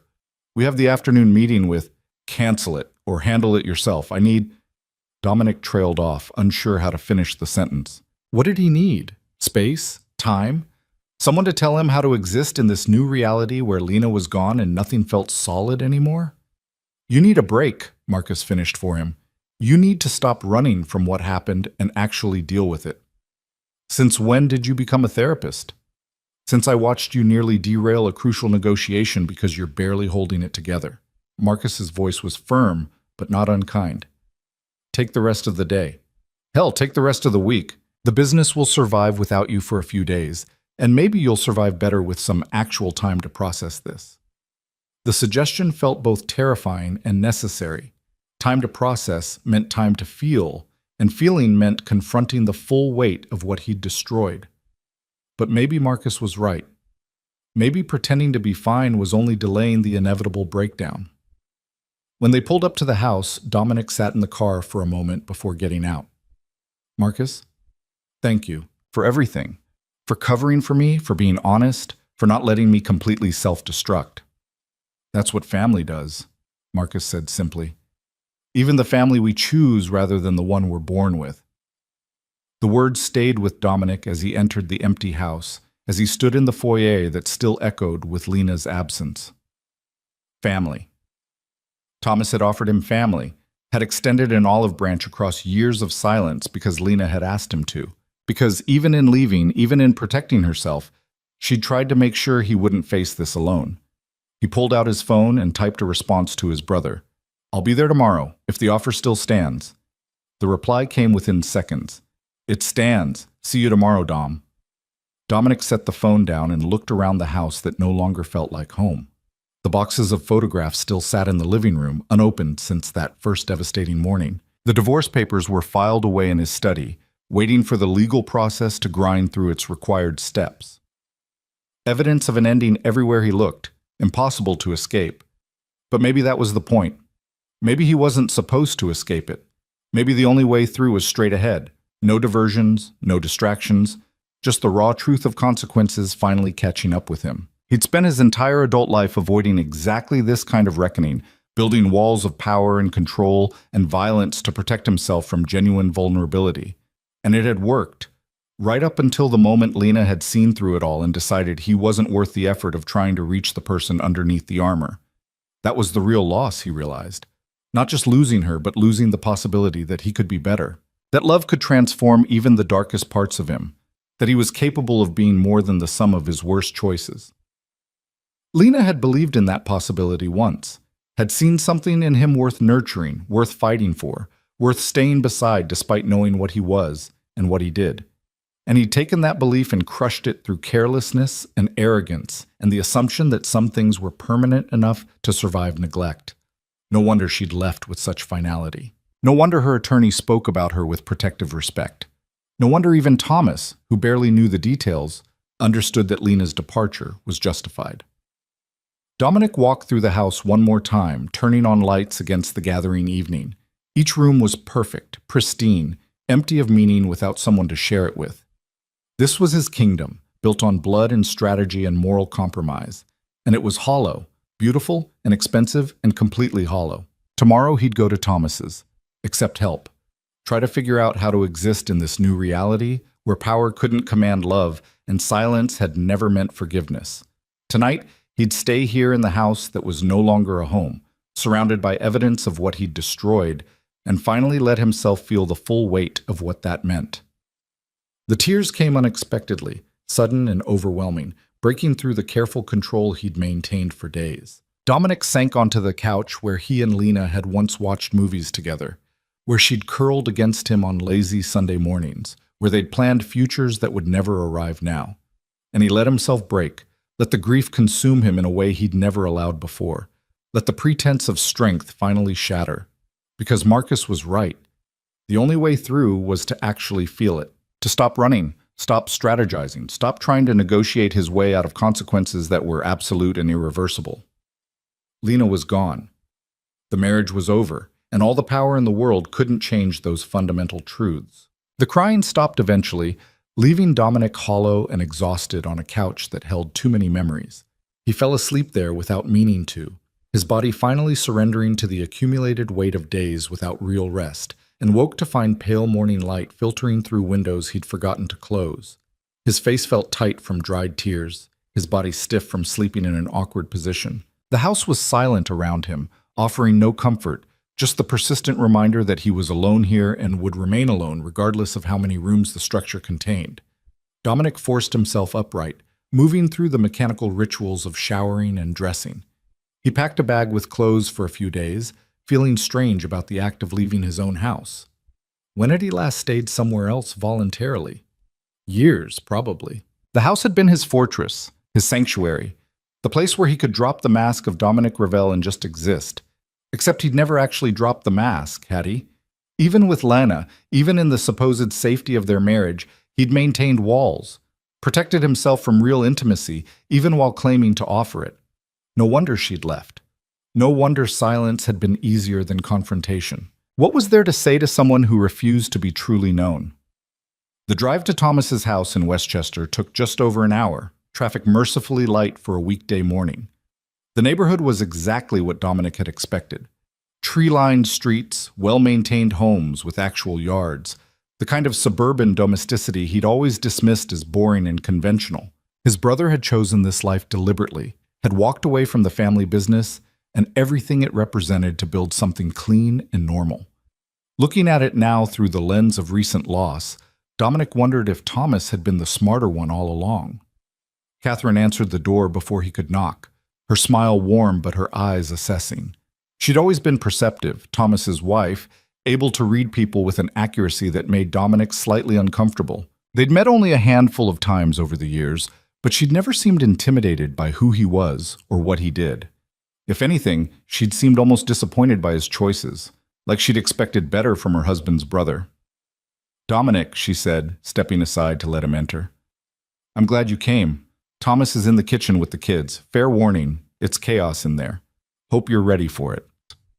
The house smelled like coffee and something baking, wholesome scents that belonged to a life Dominic had never seriously considered. He followed Catherine through a hallway decorated with family photographs.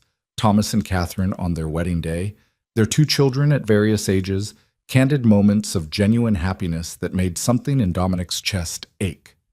This was what Lena had wanted, he realized. Not the specifics of suburban life, but the authenticity of it, the realness. A partnership built on actual intimacy rather than strategic alliance and carefully maintained distance. The kitchen was indeed chaos. Thomas stood at the stove flipping pancakes while simultaneously refereeing an argument between his daughter Emma, who looked about 7, and his son Michael, maybe 9 or 10. Neither child seemed particularly concerned with their father's attempts at mediation. Thomas looked up when Dominic entered, his expression shifting from harried parent to cautiously welcoming brother. "Dom, you made it. I said I would. You've said a lot of things over the years." Thomas flipped a pancake with practiced ease. "Didn't always mean you'd follow through, but I'm glad you did this time. Emma, Michael, say hello to your Uncle Dominic." Both children stopped arguing long enough to stare at him with the frank curiosity of kids who'd heard about this mysterious relative but never actually met him. Emma recovered first, offering a gap-toothed smile. "You're the uncle who does bad things, but Dad says we shouldn't talk about it?" "Emma," Catherine said warningly, though there was amusement in her voice.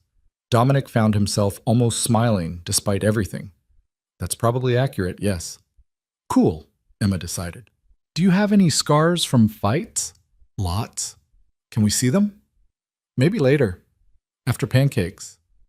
This seemed to satisfy her, and she returned to her argument with Michael about something involving a video game Dominic didn't recognize.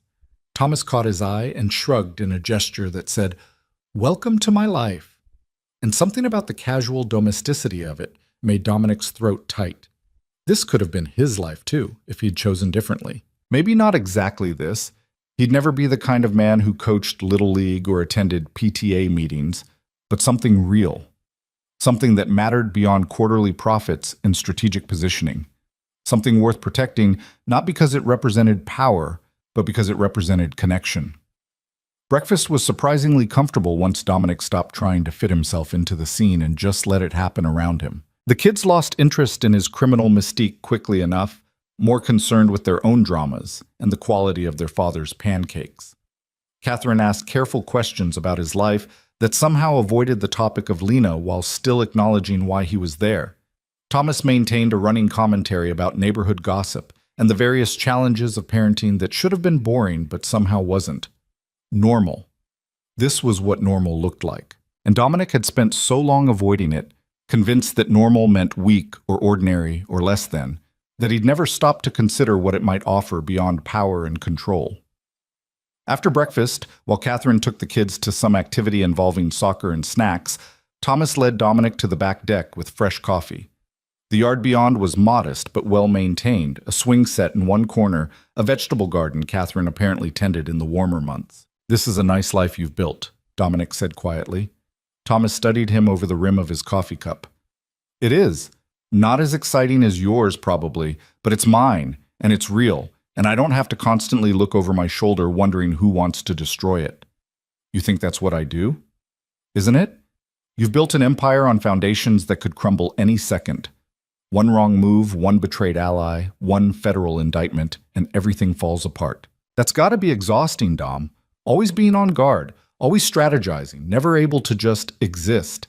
The assessment was accurate enough to sting. "Someone has to do what I do. The world isn't all soccer practices and vegetable gardens." "No, but your world doesn't have to be all violence and moral compromise either. You chose that. And you can choose differently if you want to." "Can I, though? After everything I've done, everything I've become? You think I can just walk away from the empire and get a normal job, join the PTA, pretend the last 15 years didn't happen?" Thomas set his cup down carefully. "I think you're using the empire as an excuse to avoid dealing with the real question, which is why you sabotaged the one genuine relationship in your life. Lena told me some of what happened. Want to tell me your side?" Dominic didn't, but he also didn't want to deflect anymore. The walls he'd maintained so carefully were crumbling whether he liked it or not. "I had an affair. Not my first, probably wouldn't have been my last if she hadn't left when she did. I convinced myself she didn't know, that I was being careful enough. But she knew, hired a private investigator, documented everything, built a case against me, and then executed her departure with the kind of precision I'd use in a business deal. And you're angry about that? No, I'm devastated by it, because it proved that even when she was being betrayed, even when she had every reason to fall apart, Lena was stronger than I ever gave her credit for. She saw the situation clearly, protected herself, and left without giving me any opportunity to manipulate her into staying. Sounds like she learned from watching you operate. That's what makes it worse. I taught her how to be strategic, how to think 3 moves ahead, how to protect herself at all costs. And then I became the threat she needed to protect herself from. Thomas leaned back in his chair, his expression thoughtful. Lena called me a week before she left. Did she tell you that? She mentioned you were in contact. She asked if I thought you were capable of change, of really fundamentally becoming a different person, not just modifying behavior, but transforming who you are at the core. You want to know what I told her? Dominic wasn't sure he did, but he nodded anyway. I told her I didn't know, that the brother I grew up with had potential for greatness and goodness, but somewhere along the way he chose power over connection and never looked back. I told her that people can change, but only if they actually want to badly enough to do the hard work. And I told her that in my experience, you've never wanted anything badly enough to risk the control you've built around yourself. That's a generous assessment. It's an honest one. And it's why Lena left, Dom. Not because you had an affair, though that was certainly the catalyst. She left because she finally understood that you'll always choose the empire over anything real. You'll always choose control over vulnerability. You'll always protect yourself, even if it means destroying what you claim to love. The words landed like physical blows, each one accurate and devastating. Dominic wanted to argue, to defend himself, to explain that Thomas didn't understand the pressures of his world or the necessities that came with the choices he'd made. But what was the point? His brother was right about all of it. I don't know how to be different, Dominic admitted quietly. I've been this person for so long, I'm not sure there's anything else underneath the armor. Then maybe it's time to find out. Not for Lena. That ship has sailed and you need to accept it. But for yourself. Because this version of you, the one who trades genuine connection for strategic positioning, who builds walls instead of bridges, who thinks power can substitute for love, that version is going to die alone in a big empty house, surrounded by expensive things that mean nothing, wondering what the point of all of it was. Dominic looked out at the yard, at the swing set that spoke of children's laughter, at the garden that required patience and care rather than domination. What if I don't know how to be the other version? What if this is all I'm capable of? Then at least you'll know you tried. But Dom, I don't think that's true. I think you're perfectly capable of being better. You're just scared of what that would cost you in terms of the control you've spent decades building. They sat in silence for a while, the morning warming around them, sounds of the neighborhood going about its business filtering over the fence, a dog barking somewhere, a lawnmower starting up. The ordinary symphony of suburban life. Finally, Thomas spoke again. Stay as long as you need. Catherine and I talked about it, and we're good with you being here until you figure out your next move. Only rule is you leave the empire business at the door. This house is neutral territory. Whatever you do in the city stays in the city. I appreciate that. Both the hospitality and the boundary. And Dom? Maybe think about talking to someone. A therapist, a counselor, someone who isn't invested in maintaining your reputation or your empire. Someone who can help you figure out who you actually are when you strip away all the strategic bullshit. The suggestion would have seemed absurd a week ago. Dominic Ravel didn't need therapy. He was in perfect control of himself and his life. Except he wasn't, was he? He was falling apart in slow motion, losing pieces of himself he hadn't even known were there until Lena's departure had exposed all the empty spaces. I'll think about it, he said, and meant it. The days at Thomas's house developed a strange rhythm. Dominic would wake early, old habits dying hard, and sit on the deck with coffee while the neighborhood came alive around him. Catherine would emerge eventually with the kids, getting them ready for school or weekend activities, the controlled chaos of family life playing out with a normalcy that simultaneously soothed and disturbed him. Thomas worked from home most days, consulting for some tech company in a capacity Dominic didn't fully understand and didn't ask about. They'd have lunch together when Thomas took breaks, conversations that ranged from trivial to profound, slowly rebuilding a connection that had atrophied over years of deliberate distance. Emma decided Dominic was interesting despite his initial mystique wearing off, and she'd corner him with questions about whether he'd ever been in a car chase, yes. Whether he'd shot anyone, he declined to answer, and whether he thought her drawing of a dragon was scary enough. It was excellent. Michael was more reserved, but he'd sometimes join Dominic on the deck in the evenings, and they'd sit in comfortable silence, watching the sun set over the neighbor's fence. It was during one of these quiet evenings, Michael having wandered off to play video games, that Catherine joined Dominic on the deck with a bottle of wine and 2 glasses. "May I?" she asked, gesturing to the chair beside him. "It's your house." She poured wine for both of them, settling into the chair with the ease of someone completely comfortable in her own space. "Thomas says you're doing better, less hollow around the eyes." "Is that his clinical assessment?" "That's his worried brother assessment. You scared him, you know. When Lena called and told him what was happening, how you were likely to take it. He thought you might do something drastic." Dominic took a sip of wine, considering. "I thought about it. Not anything permanent, but definitely self-destructive. Seems to be my default setting." "Why do you think that is?" "You sound like Thomas, suggesting therapy." "Thomas is right, but I'm asking as someone who's watched you for the past week try to figure out how to exist outside the structure you've built for yourself. You're like a man learning to walk again after years in a cast." The metaphor was uncomfortably accurate. That's what it feels like. Everything I've based my identity on, power, control, strategic thinking, none of it helps with this. I can't negotiate my way out of grief or strategize my way back into Lena's life. "Would you want to? Get back into her life, I mean?" The question caught him off guard. Would he? If Lena called tomorrow and said she'd made a mistake, that she wanted to try again, would he take her back? "I don't know," he said honestly. "Part of me wants to say yes immediately, wants to believe we could fix what broke. But the truth is, I don't know if I'm capable of being what she needed. And forcing her back into a relationship with someone who can't give her that would just be another form of the selfishness that drove her away in the first place." Catherine nodded slowly, as if he'd passed some test he hadn't known he was taking. "That's probably the most self-aware thing I've heard you say. Thomas mentioned you've always been smart about business, about reading people and situations, but you've been remarkably obtuse about yourself. Deliberate obtuseness, mostly, easier to avoid uncomfortable truths if you never look at them directly. And now? Now I don't have a choice. Lena's absence has made it impossible to avoid what I am and what I've done. I can either face it or let it destroy me. And I'm tired of being destroyed by my own choices." They sat in companionable silence for a while, the wine warming Dominic from the inside in a way that had nothing to do with alcohol and everything to do with the unfamiliar comfort of genuine connection. "She called me, you know," Catherine said suddenly. "Lena, about 3 days ago. Wanted to know how you were doing, whether Thomas had managed to get through to you." Dominic's heart rate accelerated despite his attempts to remain calm. "What did you tell her?" "The truth. That you're here, that you're struggling, but that you're trying. That for the first time, maybe ever, you're letting people help you instead of pretending you don't need help."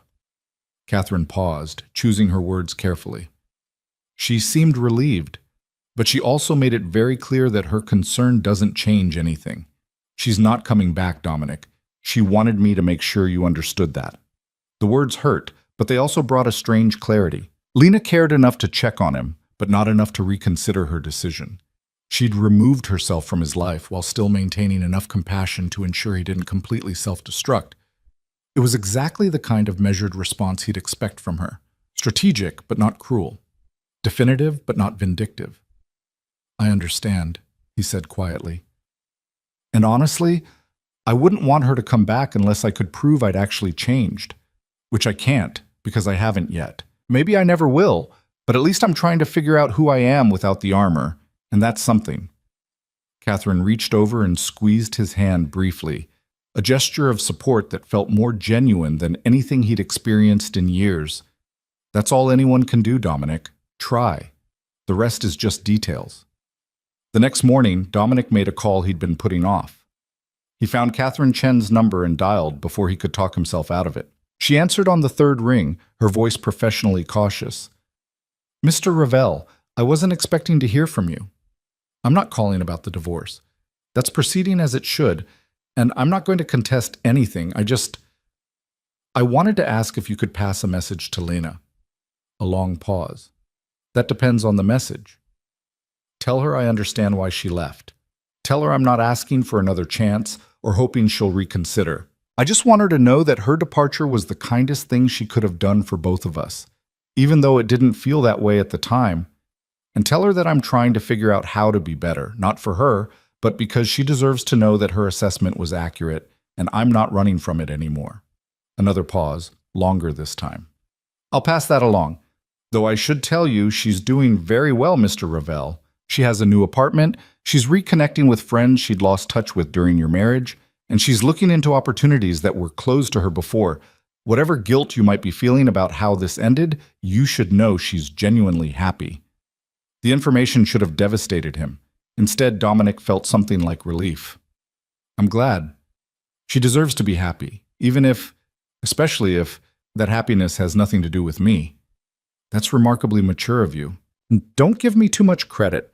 A week ago, I was drinking myself unconscious on a boat, trying to figure out how to engineer accidental meetings. But I'm working on accepting that some endings are absolute, and this is one of them. Well, Catherine said, and there was something almost like approval in her tone. That's progress, at least. I'll relay your message. And Mr. Ravel? For what it's worth, I think you're making the right choice by letting her go. She needs this freedom more than you probably realize. I'm starting to understand that. Thank you, Miss Chen. He ended the call and sat for a moment in the quiet of Thomas's guest room, processing the conversation. Lena was happy, thriving even, building a life that had nothing to do with him, and that was exactly what she should be doing. The revelation brought both pain and peace. Pain because it confirmed that she was better off without him, that his presence in her life had been more burden than blessing. Peace because at least one of them had escaped the wreckage intact, had transformed loss into liberation rather than letting it destroy them.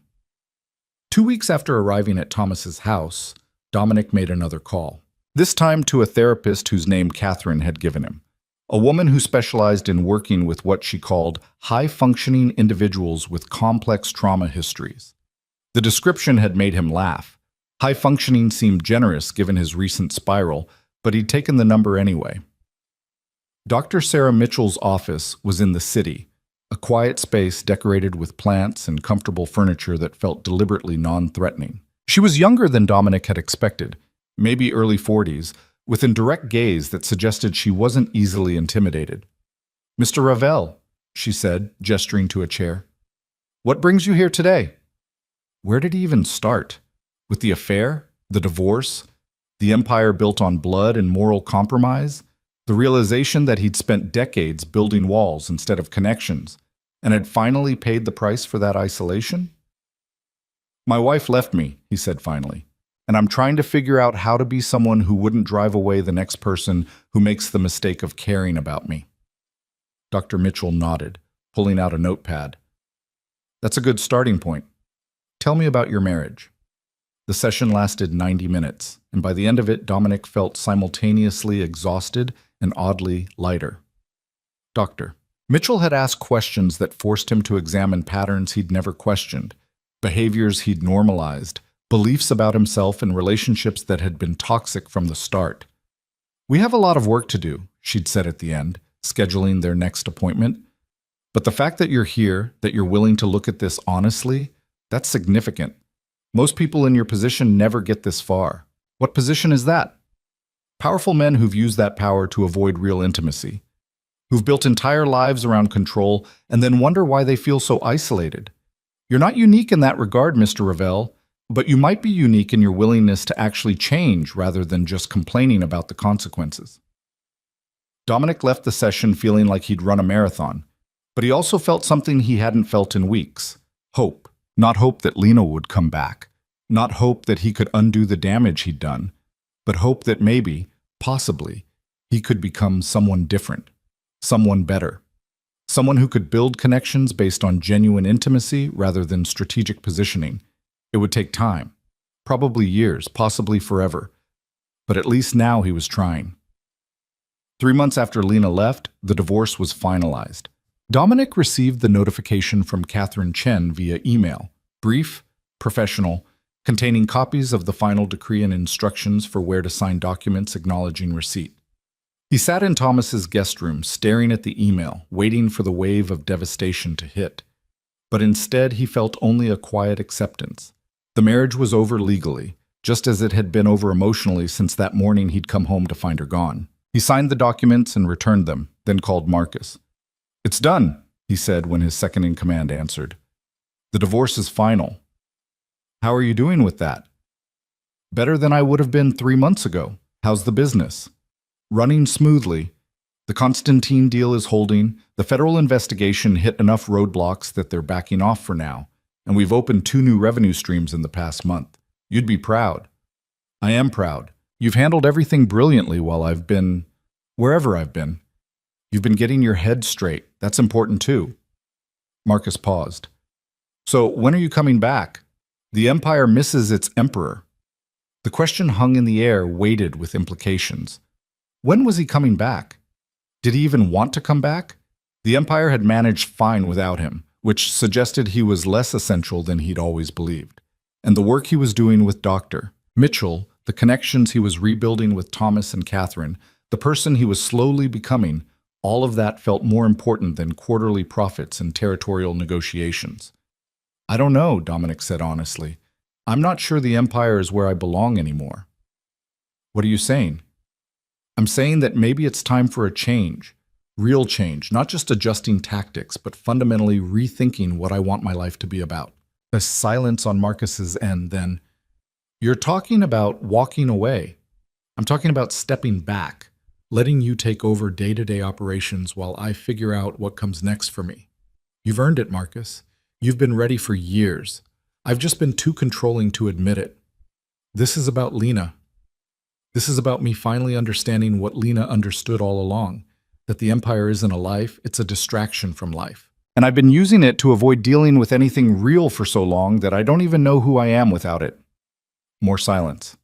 Then Marcus laughed, short and sharp. "You know what? I think this is the sanest thing I've heard you say in years. When do you want to make the transition official?"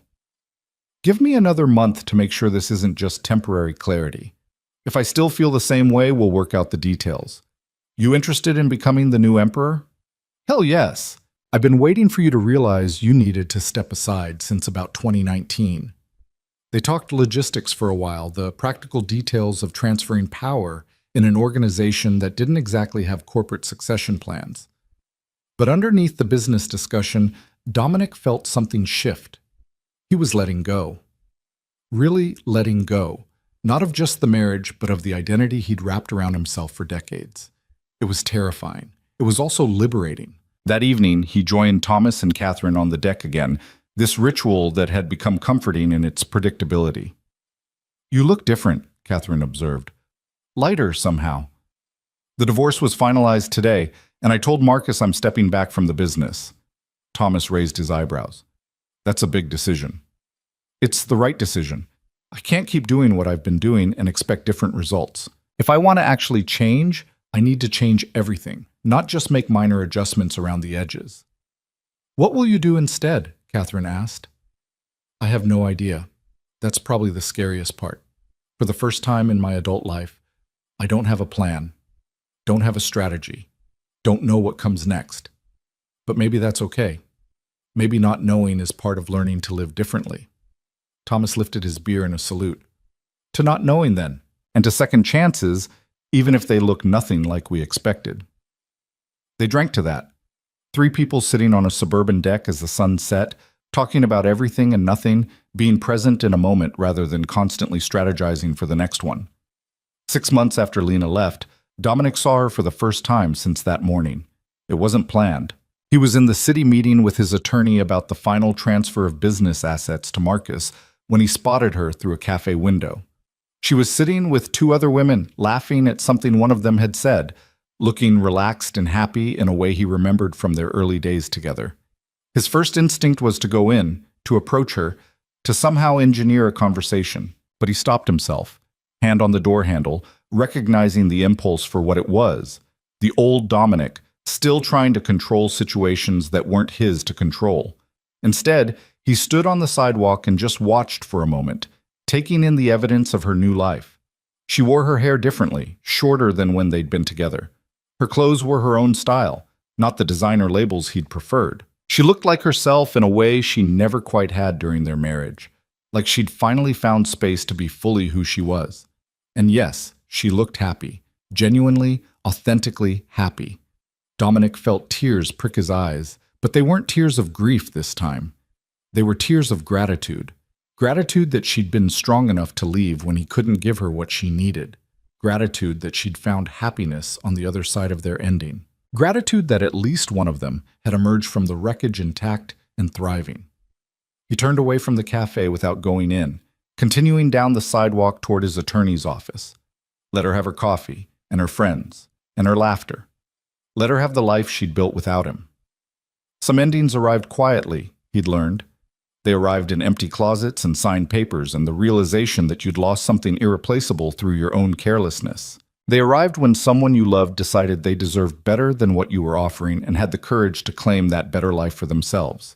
And yes, they couldn't be undone. Once chosen, once set in motion, they followed their course to completion regardless of regret or belated understanding. But endings also created space for new beginnings, for becoming someone different, for learning that power couldn't command love and silence had never meant forgiveness, for understanding that the hardest thing wasn't losing what you'd taken for granted, it was learning to live with the consequences of that loss and choosing to grow from it rather than being destroyed by it. Dominic walked through the city, past buildings that housed his former empire, through streets where he'd once commanded fear and respect. None of it felt like his anymore. He'd given it to Marcus, stepped away from that life, and was building something new in the space that had opened up. What that something was, he still wasn't entirely sure. He was taking classes at the local university, exploring interests he'd never had time for before. He was volunteering at a youth center in the city, working with kids who reminded him of himself at that age, angry and lost and convinced that power was the only thing worth having. He was in therapy twice a week, doing the hard work of understanding why he'd built the walls he'd built and how to live without them. It wasn't glamorous. It wasn't powerful. It wasn't the life he'd imagined for himself when he'd been building his empire, but it was real. It was honest, and for the first time in longer than he could remember, it was enough. That evening, back at the apartment he'd rented after finally selling the empty house, Dominic made one final call to Catherine Chen. "Mr. Ravel," she answered, surprise evident in her voice. "I wasn't expecting to hear from you.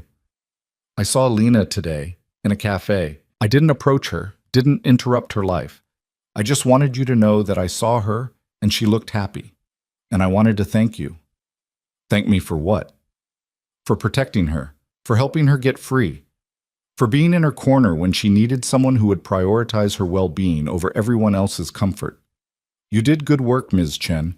I know I made it difficult, but you did good work." He could hear the surprise in her silence before she spoke. "That's unexpectedly gracious of you, Mr. Ravel. I've had time to gain perspective, to understand that Lena leaving was the best thing that could have happened to both of us. It destroyed me initially, but destruction creates space for rebuilding. And I'm rebuilding into someone who might actually deserve genuine connection someday, even if that connection is never with her again. She'll be glad to hear you found peace with it. If it's any consolation, she speaks well of you now, not about the marriage, but about who you're becoming. She seems genuinely hopeful that you'll figure out how to be happy." The information settled warmly in Dominic's chest. Lena was hopeful for him. After everything, after all the damage he'd done, she could still find it in herself to hope he'd find happiness. That was grace he didn't deserve but would accept anyway. Tell her that her hope isn't misplaced. I'm getting there. Slowly, messily, but getting there. I will. Take care of yourself, Mr. Ravel. You too, Mrs. Chen, and thank you again for everything." He ended the call and stood at his apartment window, looking out at the city lights. Somewhere out there, Lena was living her life, happy and free, and exactly where she should be. Somewhere else, Marcus was running the empire with the competence Dominic had always known he possessed. And here, in this modest apartment that held none of the trappings of his former life, Dominic was learning to simply exist without needing to control or dominate or strategize his way through every moment. It wasn't the ending he would have written for himself 6 months ago, but it was an ending nonetheless. And endings contained their own kind of grace. They allowed for transformation, for letting go of what no longer served you, for understanding that sometimes the greatest act of love was releasing what you'd held too tightly. Dominic had loved Lena in his limited, damaged way, but he'd loved control more, and that had been the fatal flaw. Now, in her absence, he was learning a different kind of love. Love without possession, care without control, connection without domination. Whether he'd ever get to practice that new understanding with another person remained to be seen, but at least now he had the tools to try. At least now he understood that power couldn't command love, that silence was never forgiveness, and that the cruelest prisons were the ones built from fear of vulnerability. The city lights blurred as exhaustion finally caught up with him. Dominic turned from the window, moving through his small apartment with the careful attention of someone learning to inhabit space differently. Tomorrow he had therapy, then his volunteer shift, then dinner with Thomas and Catherine and the kids. A life. A real life, built on authentic connection rather than strategic positioning. It was smaller than his empire had been, quieter, less obviously impressive, but it was his, and for the first time in longer than he could remember, that was enough.